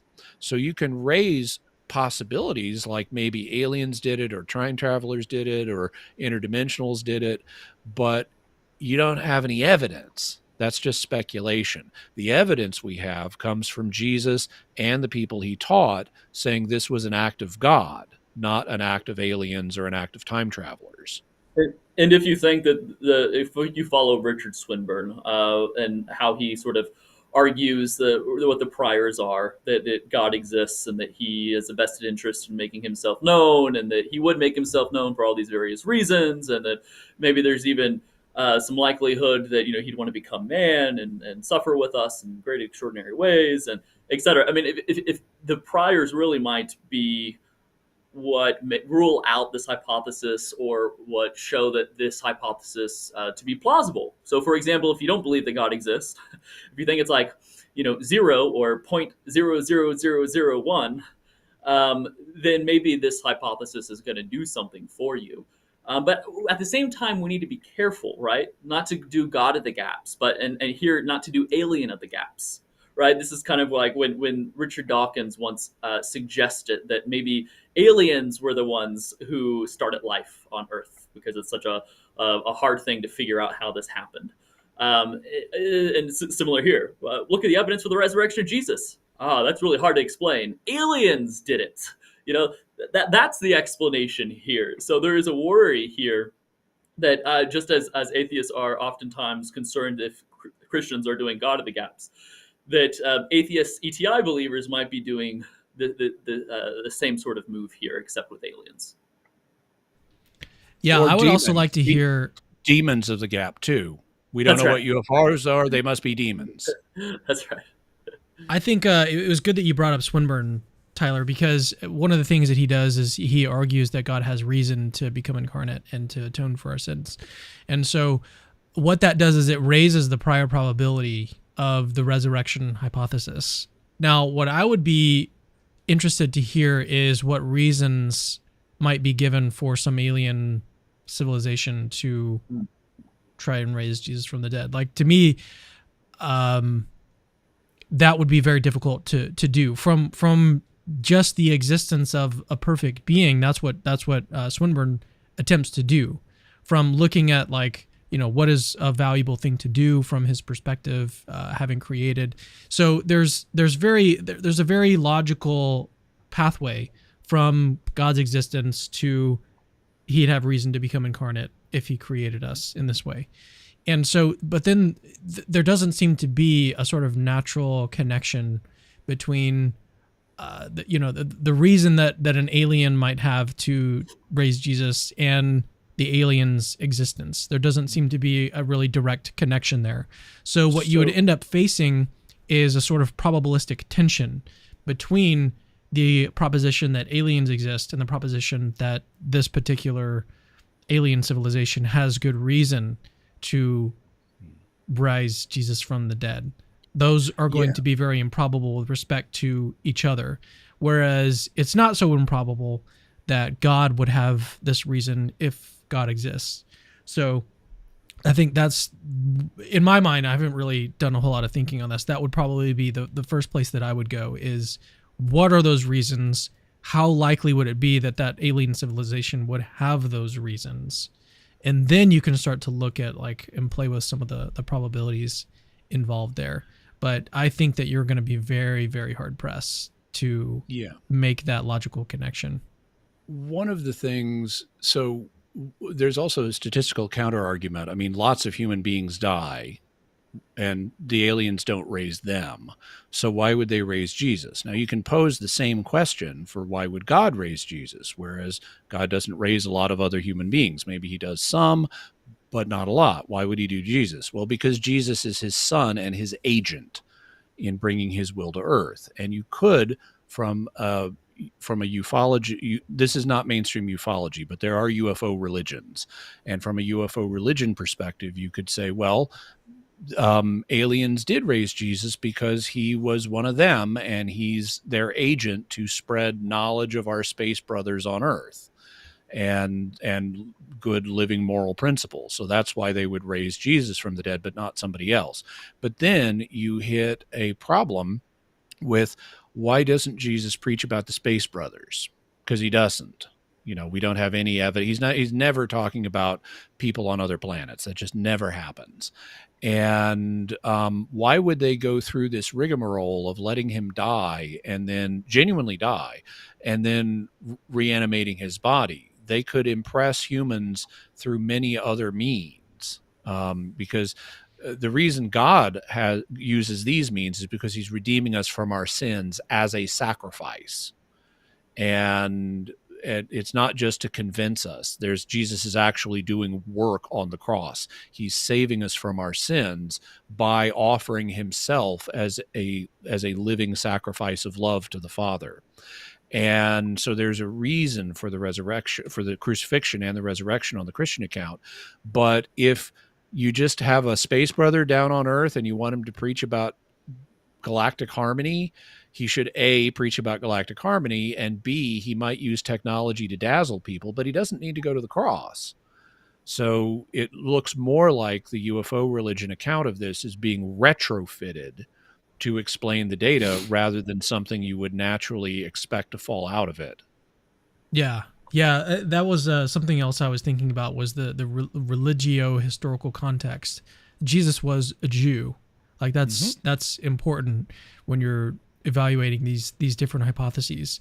Something like, for example, the twin hypothesis, that Jesus had a twin, that doesn't run into these same sorts of issues, because you could just say that these two individuals were both Jews and they both believed in God, and so they could come up with some, I don't know, it makes more sense to me that given the particular place and time that this occurred, the existing beliefs that were around during the time, the things that Jesus allegedly said that were reported in the Gospels and everything, it makes way more sense that this is a sort of straightforward explanation is going to explain the data a lot better than something that's very extravagant. And no need to add more to the hypothesis.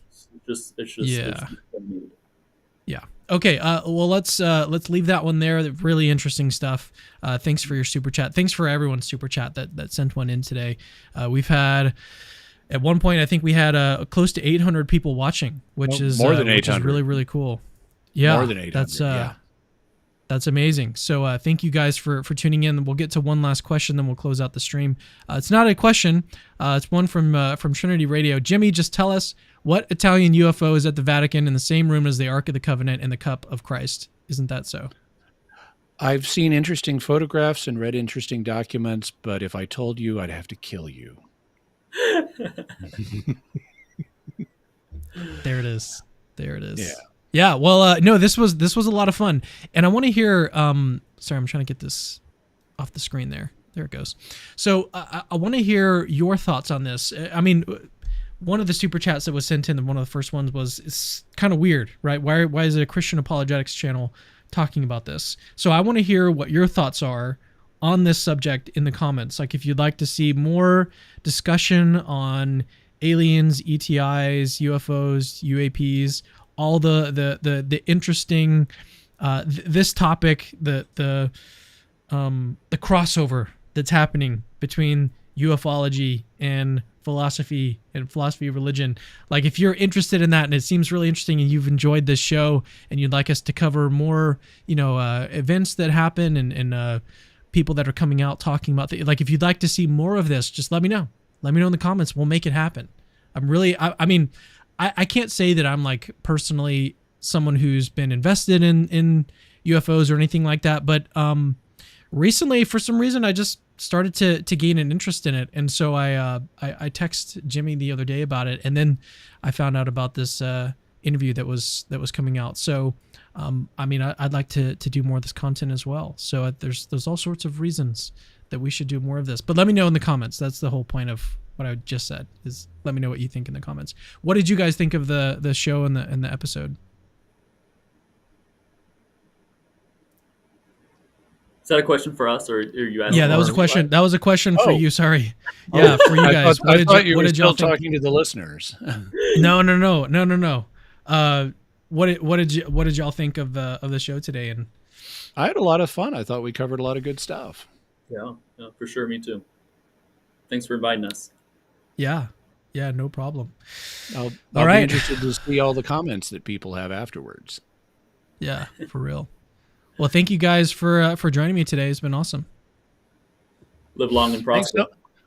Thank you so much, Cam. And kapla, since you use the Star Trek greeting, I can too. All right. Well, thank you guys for tuning in, and I'll see you in the next Capturing Christianity video, as usual, very soon. See you guys later. Hey, it's me again. Actually, don't leave yet. I've got something super, super important to tell you. So first of all, you're awesome. Like you just watched a really, really long video just now, and you're still watching it.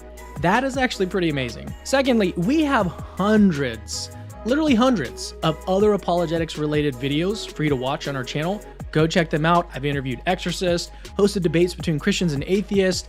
I've even made response videos to atheists. All of that is available on our channel. Go check it out. Third, I rely on people that see value in my work, people like you that watch videos to the very end, to keep the lights on around here. Literally, this is how I feed my family. So if you see value in the work that I do, please consider supporting this ministry and becoming a patron. Links to that are in the description. Oh, and have I mentioned that Christianity is true?